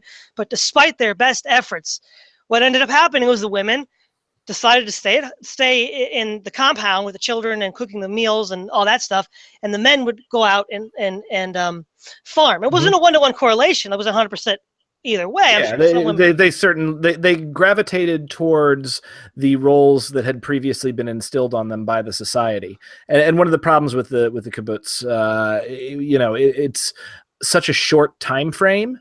You don't see what happens 6 generations down the line. Well, the kibbutzim was one of the. Well, it's a short time frame, but that's the problem with all anarchist experiments, and it was the most successful. Yeah, but I mean, there was also a time when people said the exact same thing about liberal republics. I do think we're at a point in history when anarchism is just beginning to emerge. It really was only in the last 100 years or so that the ideas were even available to people. And humans have been on this planet somewhere between 150 and 200,000 years. We've only had the state for 6,000. So I think it's very dangerous to make suppositions about people naturally being drawn to certain work or other work as opposed to being culturally drawn to it. Well, this gets into the distinction between human nature or lack thereof, which is a very interesting question, but I don't want to get too far afield from the topic of discussion. But I would argue that there is this, humans gravitate because of their biological nature, the way they're constituted biologically, towards certain natural ends. And any attempt to the fact that we've never had a sustained society that deviated from traditional gender norms is a very strong empirical evidence that changing that at a fundamental level won't work over the long run, because it hasn't. I think I would disagree with that, because I think there have been plenty of societies that did deviate from traditional gender norms, and I'm not an anthropologist. You would have to speak directly to them. Maybe get David Graeber on one of these. David Graeber. Yeah, I'll bring him up in a moment. I have some beef to pick with that issue as well. Yeah. Go ahead. So, but what I will say is the current, I guess, sort of Western social paradigm that a large portion of the world finds it in, this is an imperialistic conquering culture and it has been since the rise of the state some 6,000 years ago, and it's become more sophisticated. But specifically because of that, that's why you may not see as many different examples of humans living in different families and different kinds of orientations, because they've been conquered and forced out of them and forced to adopt a foreign ideology, and it just happens to have spread over the planet at this point. Okay, this is a good segue, actually, that I wanted to get at some point, and you gave me a great segue for it, because you mentioned this is a conquering ideology. Now, not all anarchists are primitivists, I know that, but there's some overlap, and there's a general consensus. For instance, David Graeber especially exudes this consensus amongst anarchists that what we would call uncivilized societies, hunter-gatherers, pastoralists, and others, are more egalitarian and less hierarchical, and hence less violent and less prone to the excesses and dangers that we associate with civilization. So the anarchist and the primitivist would both tend to agree that the rise of the state is one of the leading causes of the escalation of violence over the past 6,000 years. Yes and no. But yeah, okay, I'll give you that, because it's a general consensus. I mean, sure, there's going to be some disagreement between the hardcore primitivists who maybe say planting corn was the problem, as opposed to yeah, I know. But the point is that this anthropology of human violence based on statism or being amplified by statism is just completely historically inaccurate. Lawrence Keeley, as I pointed out, demonstrated he's his book was published at the Oxford University Press, Yeah, War in like Before Civilization. Yeah, you. I think you mentioned this to me in a Facebook discussion before. Yeah. The other condition is David Graeber's 5,000 Years of Debt. Have you read that? I have not, but I have. I'm familiar with some of the arguments So he puts forth basically, as far as I can tell, the basic argument is this: is that there's money he views as a kind of debt, and he views there's two kinds of debt arrangements. You can either have debt swapping societies, where sort of like, did you ever see that? Did you ever read that science fiction novel? Then There Was None. No, It's basically a bunch of humans leave an authoritarian Earth and go to other planets, and they create these extreme versions of Earth ideologies because they're isolated from everybody else. And it's from the perspective of the Earth government in a spaceship going to each planet, trying to ascertain its ability to regain control over them. And one of them was settled by a bunch of followers of Mahatma Gandhi. And what they basically do is they just swap favors. They don't have money. Mm-hmm. They like, I do a job. About a gift economy. Yeah, gift economy. I do work for you, and then sometime down the road, I'm like, hey, you know what? I need your help on this, and it's like, yeah, I do owe you a favor for that. So then I go and help you do that. Now, there's that one, and then there's money, and he doesn't. He's not a real fan of money as much. Well, neither am I. But yeah, but then he makes the argument though that those kinds of economies, non-monetary economies, are more peaceful, and hence why you should favor them even if you're not an anarchist. Now, non-monetary, but that's completely bogus. Non-monetary societies can be just as violent as the state. The Huns, the Mongols, the Turks, the Arabs, the Vikings, the Germanic tribes, the barbarians. None of them had money, and they all had exactly the same kind of economic system Graeber talks about. In fact, the Iroquois tribe, which is one of his favorite tribes because he says it's so egalitarian. Yeah, the Iroquois Confederacy. Yeah, well, okay, it wasn't peaceful at all. The Iroquois, before large European westward expansion beyond the Appalachian Mountains, basically, they didn't conquer in the same sense that we would. The way the white civilization would, the Native Americans would do is they capture people, like the Aztecs would capture them for slaves or for human sacrifice, or they'd steal resources from them. And they basically just desolated the Ohio Valley in the 18th century. They practiced ritualized torture and cannibalism. And and I mean that was part of their culture at the time. Another tribe in the area, which was the major competitors for, because you mentioned the Ohio Valley, the Confederacy. What was the tribe? Iroquois. The Iroquois Confederacy were the Shawnee, who essentially were some of the most feared, essentially mercenaries that would live with other Indian tribes and eat their food and act as protection from other tribes in the area. Yeah, but the point that I'm getting at is that the entire narrative he builds is empirically not true. Having a gift economy or a non-monetized economy does not lead to peace. And in fact, some of the highest states of violence per capita are non-monetized societies. I mean, Tamerlane would build mountains of skulls, and his entire history, he sweeps across Eurasia and then over to North America, and when Columbus discovers it, and he doesn't at all mention any of these people. He doesn't mention the great nomadic tribes of the steppe. Anywhere before 1500. If you had said the greatest threat to you is the state, they would have laughed. They just said the greatest threat are the nomads. Once we had gunpowder, once gunpowder was invented under the umbrella of the state, then the sedentary populations were able to not only defend their own borders, but in the case of Russia and China, push the nomads back and conquer their homeland. Well, absolutely, but let me point something out to you, because I think Graeber was making a slightly different point, or if he did, in fact, make the point that you had, he's phrasing it and he's looking at the problem differently. I think the issue is not so much that monetization makes men evil necessarily, or that non-monetization begins to transform us into creatures that could wreak violence but choose not to. The issue is that, and we've actually seen this empirically with the fall of the Roman Empire. Wars become less frequent and less dangerous when large organized states and societies are not there. There will still, of course, be raiding parties or whatever. Like look at the medieval period. That's looked upon as a very dangerous period in an individual sense, because everybody was very uncertain, and somebody could come in and sack the village if we didn't have this feudal system with the lord's troops defending us.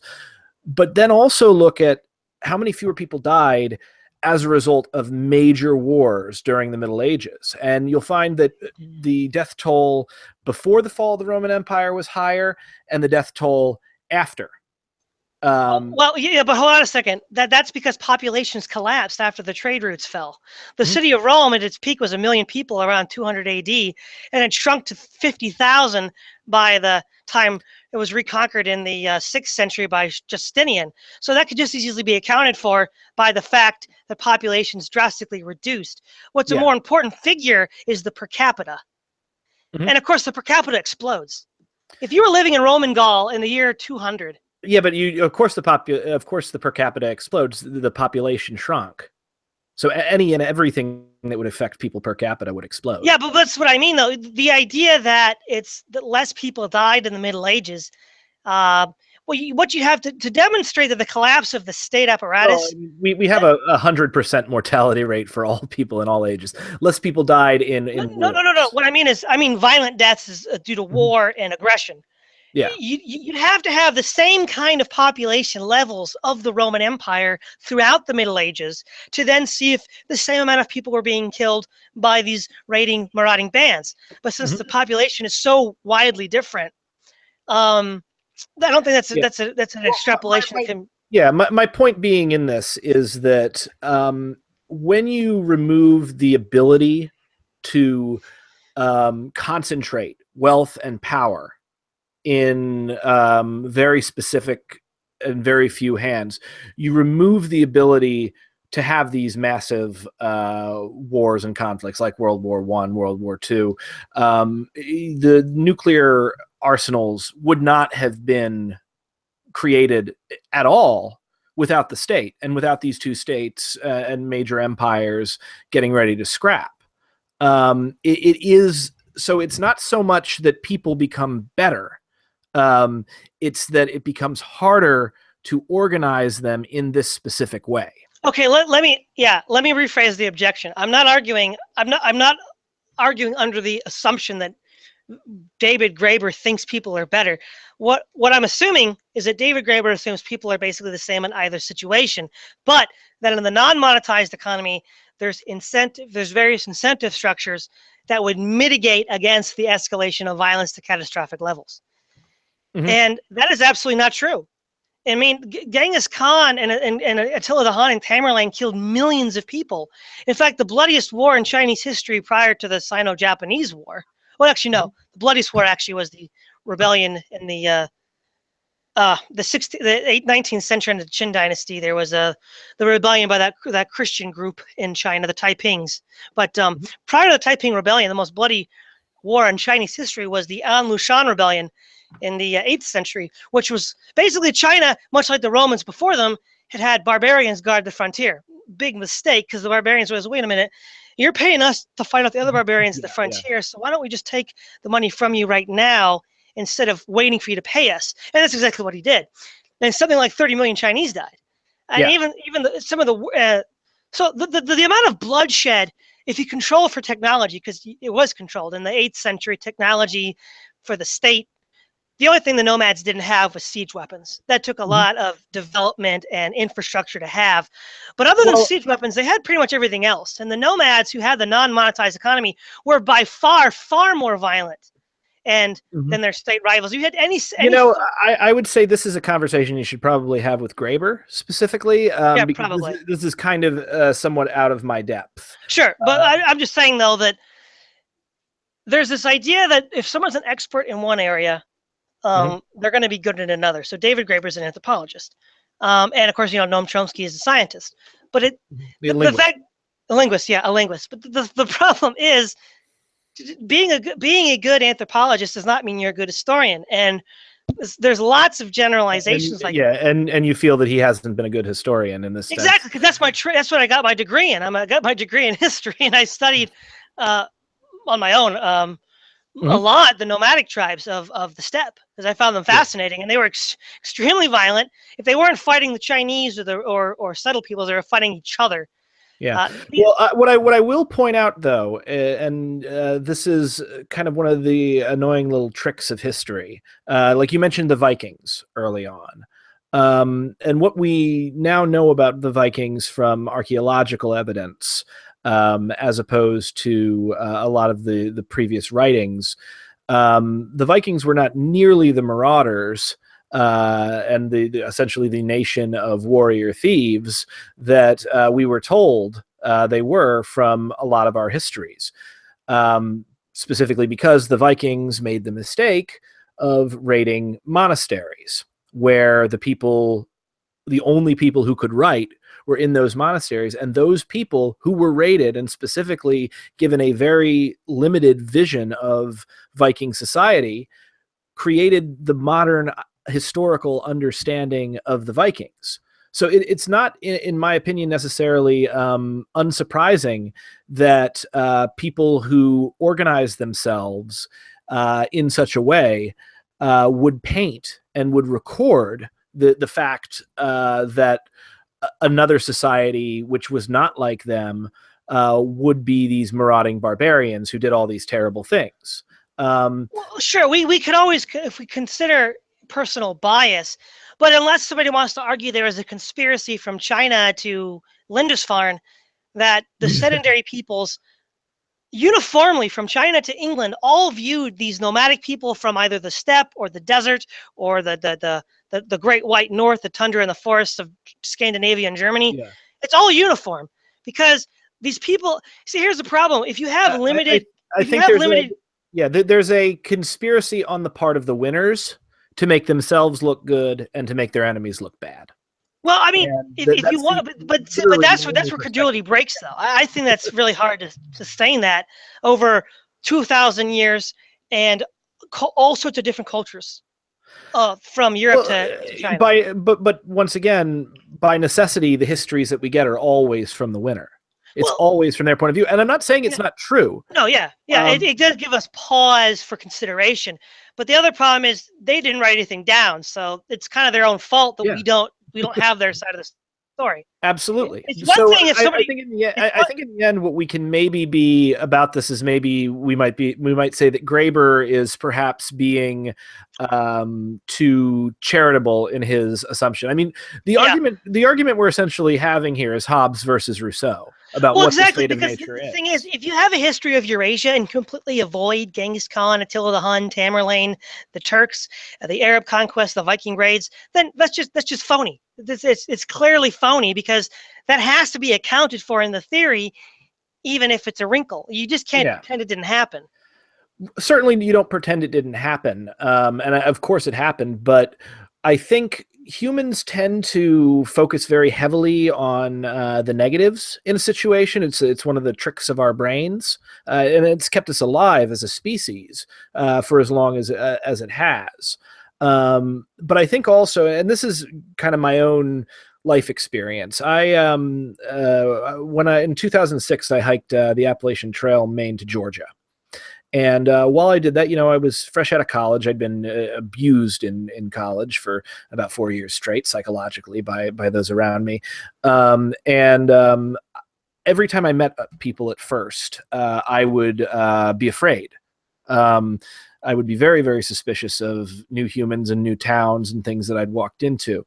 And what I found while I was living this life where you carried everything you owned on your back and you competed over who had less, and you depended on the kindness of strangers, there's a thing called trail magic where you're just literally walking down the trail and you may find a cooler filled with like soda or candies or beer that people have just left for you to just have, because they want to help. When you live this way, you take on a very different view of people, and I suppose of human nature, if we want to call it that. And I think that there are definitely some aspects of our current state system that encourages us to see our neighbors and those who are unknown to us as enemies. And I think there are also aspects of this culture that encourage us to put people into to covet these sort of positions of heavy executive authority and power. And they're incentivized specifically by the ability to become a billionaire or a millionaire, by the ability to command nations and to become, to get a prestige. celebrity. Yeah, that kind of culture that incentivizes that kind of social model, that idea of the good life, is also the kind of culture that is going to create more violence and more of its own problems. It's sadly also the culture that has been most successful at conquering the entire freaking world. But I really think that if you change these situations, and when you remove a lot of the fear that people have, fear that they will be forgotten, fear that their favors will not be returned, fear that that society will not care for them. When you remove that, I think in a lot of ways you remove tyrants, and you remove a lot of the things that cause massive wars and massacres and all that kind of thing. And that's one of the things that Buddhism kind of really gets to, because there's a passage where Shakyamuni, the first Buddha, talked about how people who believed in him and chanted like his name or did various things would be reborn in the Buddha's Pure Land, essentially a more heavenly version of existence, where they could become enlightened. And Nichiren says this is true, but it's true right now. Samsara is nirvana. The world that we live in right now is the Pure Land. We don't have to do anything or change anything. We just have to realize that that's where we are. And I think part of realizing that we were in the Pure Land is giving up these violent institutions that we use to control us on the basis of protecting us from the other. That sounds like Jonathan Livingston Seagull, the movie. Oh. I haven't seen it. It's supposed to be kind of it's a movie about reincarnation and hell is what we make of it ourselves, kind of. I think it's Buddhist inspired anyhow. Oh yeah, absolutely. And so like what I'm saying here essentially is that there need to be people out there, whether anarchy is correct or not. There need to be people out there who make the case and make the argument that this is the world, or if not that this is the world, this is the world that we could have. Because even if it's not true, if you don't have those people, what happens is that the people that see the negativity and the danger in the world, they run things and they exaggerate and push their ideas too far, and suddenly we're faced with a massive tragedy that was 100% preventable if we just, as a species, pulled our heads out of our butts. Yeah, I guess maybe the way I'd want to put it, the objection that I was raising is that the empirical evidence is that sufficiently developed intellectual institutions, whether it's literature, poetry, philosophy, or also in the case of material standard of living like industrialization, has not happened in the absence of the state apparatus. That's just the empirical fact. You look outside of this thin band going from the river valleys of China into India to the river valleys of the Middle East, and immediately around them places like Persia and Greece, and then Rome, and then later Christian Western Europe. That doesn't exist. in any of these other institutions. So if the anarchists are okay, if they they seem to want to have an advanced technological modern society. I know Chomsky does. Mm-hmm. And they want to have as Weber, not Weber, Graeber says that, we're so long we're hunter gatherers. Yeah, life was nasty, British, and short. I'm not sure too many people would want to sign up for that lifestyle. Well, what I'll say is, while I was on the AT, it was pretty sweet. No, but what I'm saying is, people, okay, that's no proof that you can't have a decentralized society like that with also these accoutrements. But it's very telling that all the empirical evidence militates that if you go that route, which you can do, you're not going to have these things. And I don't think people, if they knew they were going to be giving that up, many anarchists would be comfortable with that arrangement. Yeah, well, I mean, anarchists are idealists, and a lot of us know that we're not going to be able to achieve what we're aiming for in our lifetime. My ultimate goal would be to create a advanced technological society where we are in tune with our environment and with each other, and enjoy the vast majority of the comforts that we have today, without the lack of freedom that has been imposed on us, and without the looming threat of massive wars and nuclear weapons wiping out all life on Earth. Yeah. Is that world possible? I certainly hope so. And well, I think it's worth fighting for, even if it's not possible. But I don't know. Let me just say this, relating, because we're talking about wars and aggression. I think another natural segue is the anarchist society defending itself. Now, as a Buddhist and Tolstoy as a pacifist Christian, I think you and Tolstoy would agree that, well, we just don't use force to defend these societies. But there are those that would accept, like Chomsky would accept some use of reasonable force. In the interview that I spoke of, he said that, if it turned out that we needed the kind of military apparatus of tanks and strategic weapons and missiles and whatnot and generals to defend ourselves, this is during the Cold War, so from the Soviet Union or the United States, that institution itself would subvert the libertarian socialist movement, and it wouldn't succeed. And of course, the flip side is if you don't have those kinds of structures, you'll get conquered, like in Mexico and in Spain and Mexico and in Ukraine. Yeah.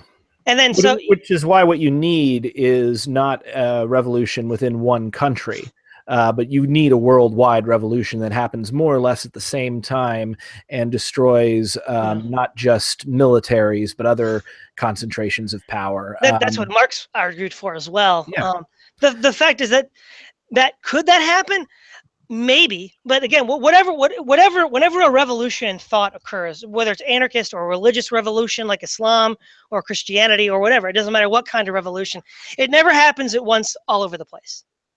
No, but more or less, it would be, my main revolutionary thing that I work towards today is Kosen Rufu, which is part of my Buddhist practice. And what Soka Gakkai seeks to do essentially is to have people, because we believe that the exterior environment is inherently linked to people's interior environment and internal world. We work to bring about a process of human revolution where person by person, we help some people realize who and what they are and how connected they are with everyone and everything else. And through the process of realizing this, the fear goes away and people become their best self. Their Buddha nature shines through. And like one tuning fork and the next tuning fork, you see it spread across, the entire world.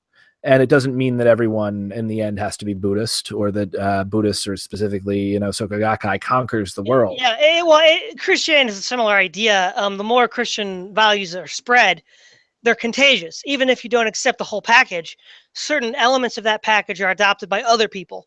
Yes, I would agree. Though I wouldn't say it's so much about values as it is about a state of mind. Values are a part of it, but what we're essentially talking about is enlightenment. I don't want to get too into the nitty gritty of it, but that's how I can see this world coming about, because if you change people's hearts, and if you change enough people's hearts, it really doesn't matter where the particular institutions are at. That's exactly Tolstoy's method, actually. Oh, okay, cool. If you read The Kingdom of God is Within You, that is pretty much, I mean, he doesn't use the Buddhist terminology, but that's pretty much what he says. Yeah. Well, I think in the end, with religion, I think a lot of the time with religion and faith, it's actually all the same thing, talking about it with different words and have slightly different ideas. Yeah, there's certain similar concepts that are expressed in different ways across different cultures. I think the last thing I want to get at, because we've been running for about 2 hours now, I want to wrap this up soon, is back to sharing work. And then is so okay, let's assume that we have let's just assume for the sake of argument that there aren't going to be enough people that voluntarily want to do the kind of jobs that need to be done, and they have to share it. Now here's and this is not just for work, but for economic work, but also for political work as well. And like you said, those assemblies, the general councils, the general assemblies. The general assemblies. You see, when you have there's two related issues with this. One is with specialized consumer, well, not even consumer products, but even industrial capital, and even in the most primitive, well, not saying primitive, let's look at the Middle Ages even, blacksmiths and bakers. If you were to have an anarchist society, say in medieval England, say around, I don't know, 1200, and it turns out people didn't want to do what their dad did, because that was the way it was done before. In medieval Europe, you usually took on your father's job, and so they don't want to do that. And what they want to do isn't going to produce enough of the food that you need to survive, because before machine tools, you had a much more labor-intensive agricultural society. I mean, you can't switch jobs. You can't have the baker do the blacksmith for one day and vice versa. You'd run out of hoes and plows, and you run out of bread. It's just not feasible. And maybe that's a reason why anarchist philosophy did not emerge in that period in time. I think the world and humans generate the government and institutions that they need for their time. And then the problem then becomes that these institutions become settled and powerful. And as the world moves on and changes, and as human society and human capabilities changes, there becomes less of a reason to keep around some of these artifacts of the past, which I hope one day will be state structure. Well, let me put it this way. The advancing towards modernity makes the problem worse. Because, yes, we have automation. We can automize things, automation, to have far fewer people working on farms, so now we have a lot of surplus to do other things. But the problem is, even as to be a blacksmith, a good one, it'd take a whole lifetime of study, which is why you often start young with your own son and then induct him into the trade. But it's worse now, because now we have these highly technical mechanical jobs, programming. I mean, well, let's say in a highly technologically developed anarcho-syndicalist society, you have the computer programmer that programs the cooling system for the nuclear power plant, assuming if we're using that kind of power, if we're going to use it, and then you have another guy who say is an airplane pilot. Okay, both very highly specific. You can't switch those jobs. The airplane pilot isn't going to be able to manage the nuclear facility, and the nuclear scientist won't be able to fly the airplane. No, of course not. But the thing is, though, in what sense is sharing jobs meaningful? It's only meaningful in the most menial tasks. But that's specifically the tasks that need to be shared. I mean, you're talking about essentially, who does the dishes, who cleans the toilets. No, I'm not. The question I'm saying, what if there will be some people that like to fly airplanes, admittedly, but I don't think that sounds awesome. I don't think there would be enough people who would specifically sign up to be airline pilots for Pan Am to fly to Europe. For those people, if we can't get enough people that actually want, we expect that kind of a service today. But if in an anarchist society enough people do not voluntarily choose to go into that kind of system, then we either compel them or share it. Well, we can't share it because you can't have people just take a day off and fly Pan Am. So according to Chomsky, we just force them then. But that seems to be back. from Here's what financial I'd say. remuneration. We have 7 billion humans on this planet. I'm sure we can find from those 7 billion more than enough humans who are just all about flying all day, every day, back and forth. We have such a. I think we have such a large population with such potential that I think we could easily find all of the people that we need to do jobs, and we could automate the jobs that they don't want to do. Now, in the instance that there are some jobs that need to get done and we simply don't have enough people who want to do those jobs, And they can't be shared. That's yeah, and they can't be shared, well, the society will have to find a way to deal with that. Yeah. And it may be force, it may be incentive. I would think it would become incentive, but a different kind of incentive than necessarily the sort of monetary incentive that would come along. Yeah. As far as incentive, let me give you an example. Let's say a neurosurgeon, a highly specific, well-trained job that somebody can apply for, and someone who's a bricklayer. Now, if they're going to be remunerated equally, and roughly speaking, there's two ways you can do it, right? You can remunerate the bricklayer at the same level you remunerate the brain surgeon, or you can remunerate the brain surgeon the same way you'd remunerate the bricklayer. So either you raise the bricklayer's wages. I know they're not wages, but you know what I mean. Yeah. Or you lower the brain surgeon. No, if you lower the brain surgeon's wages, you're going to get a scarcity of brain surgeons because the amount of 20 odd years you have to spend to do that, to learn how to actually do that, and then not get remunerated at the level you expect, you're going to have there will always be charitable. Yeah, but I would not want a brain surgeon operating on my brain who just did it for the money. Frankly, I wouldn't care because if I have a tumor in my brain, I don't really care what his class. Like, for instance, if you have a communist, right? I guess would a communist say, "Well, I don't want to have this brain surgeon because he was born he's a blue blood"? No, of course not. They're going to say, "No, I want this guy to work on my tumor because I'm going to die." Yeah, well, I mean, if it's between that and no brain surgeon, but once again, people look at how into things people, and maybe it's that I understand this intuitively because I'm an artist, and art isn't so much a job as it's a calling, in the sense that, and I know that sounds really pretentious, but I understand. Yeah, it's something that I have to do.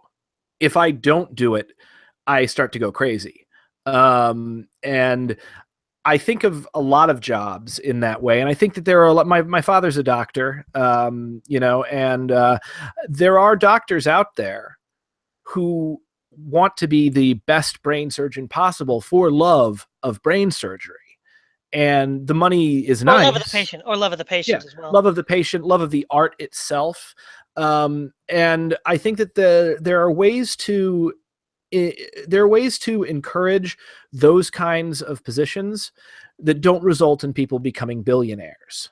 I have said this before in the past. Normally I would say not even Jesus deserves to be a billionaire.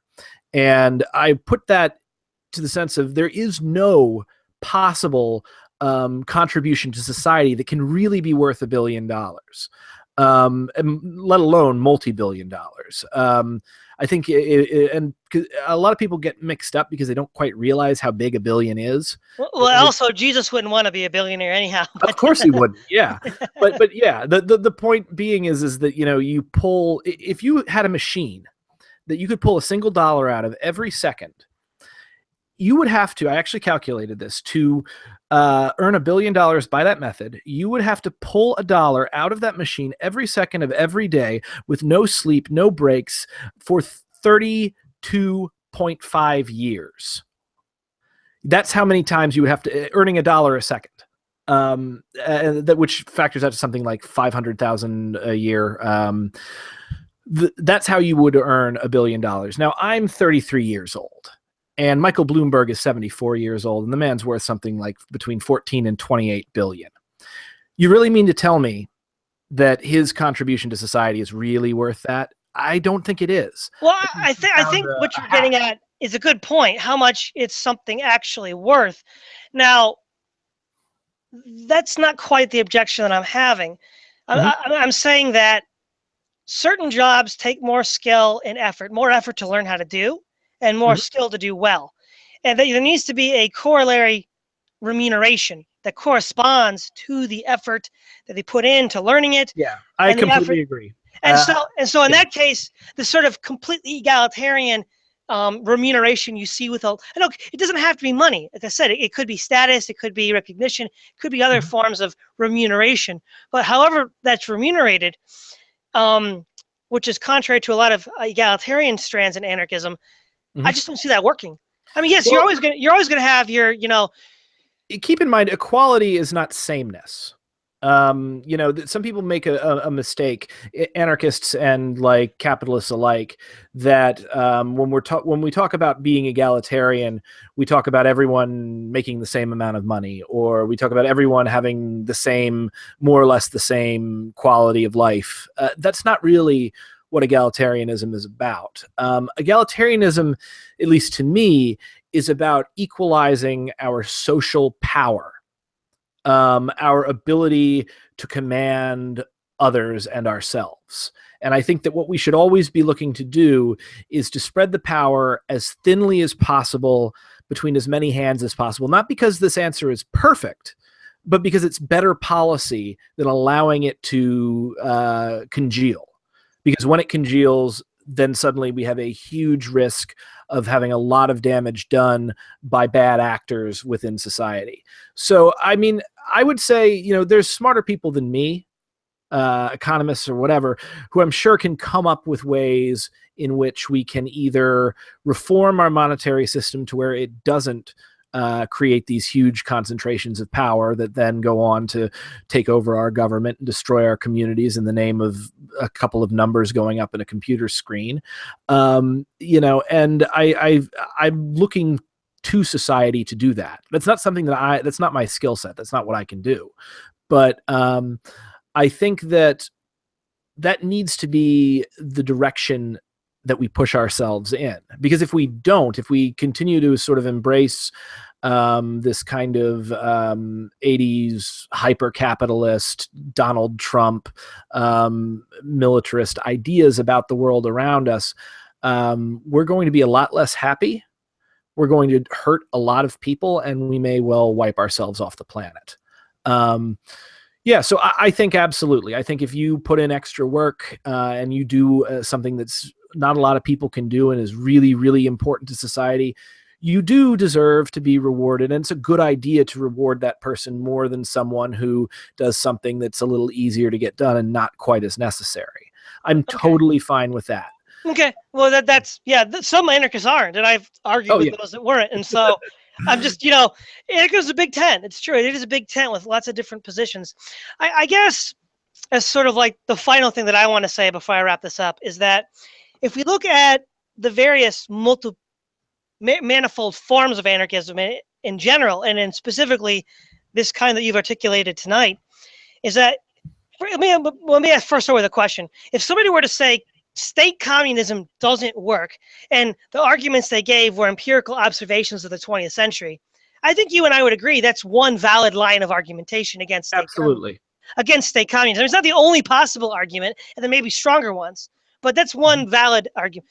I would argue that anarchism, to the extent that it has not anarchism in the sense that we talk about it now, not the kind of pre-state tribalism, which, I mean, it's sort of anarchistic, but it's also kind of anachronistic as well to use that methodology on them.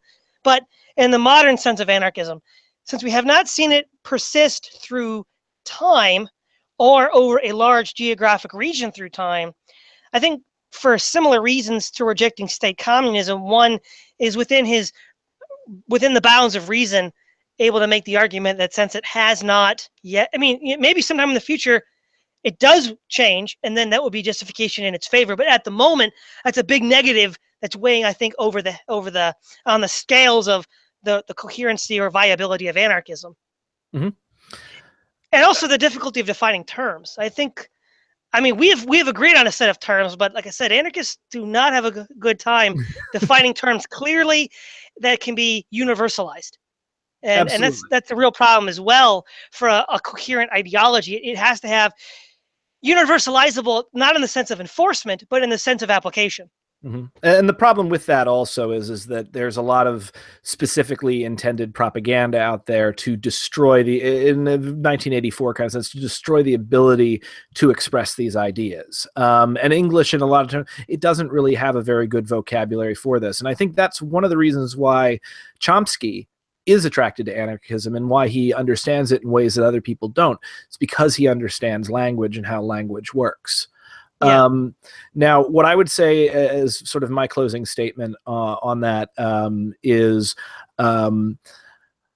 just because it hasn't happened yet doesn't mean it can't happen. And it will probably, if it happens, it will probably happen in a way that is completely unique and completely unlike any other historical incarnation of anarchism.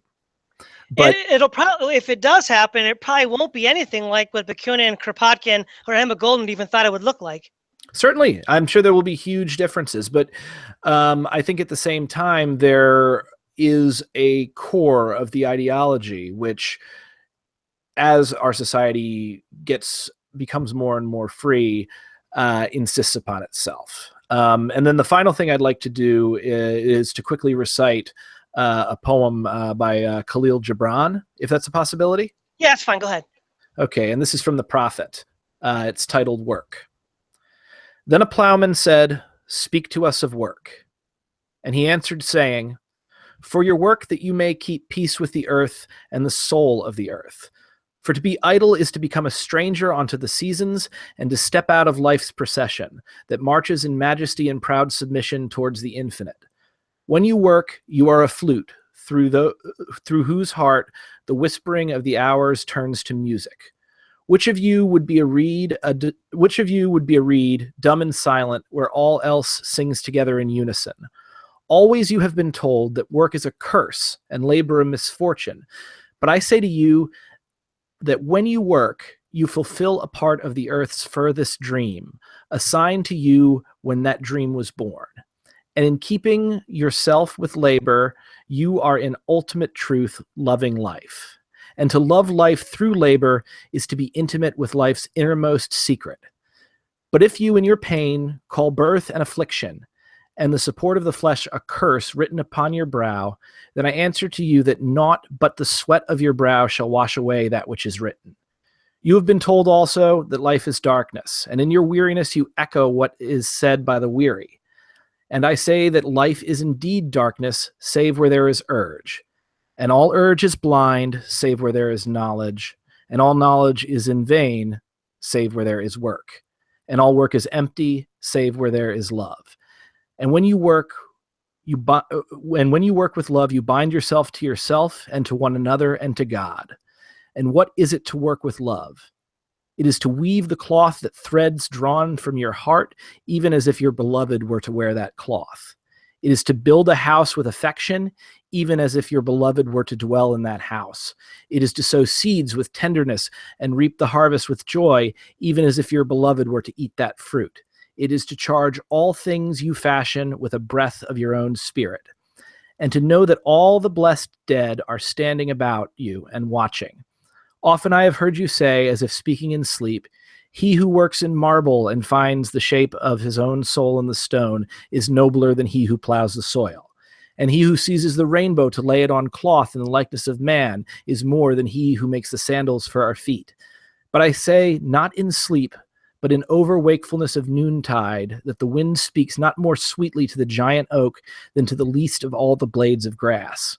And he alone is great who turns the voice of the wind into a song made sweeter by his own loving. Work is love made visible. And if you cannot work with love, but only with distaste, it is better that you should leave your work and sit at the gate of the temple and take the alms of those who walk by with joy. For if you bake bread with indifference, you bake a bitter bread that feeds but half man's hunger. And if you grudge the crushing of the grapes, your grudge distills a poison in the wine. And if you sing, though as angels, and love not the singing, you muffles man's ear to the voices of the day and the voices of the night. Well, thank you for the reading and for coming on, Brent. This is Todd Lewis of the Praise of Folly podcast, signing off.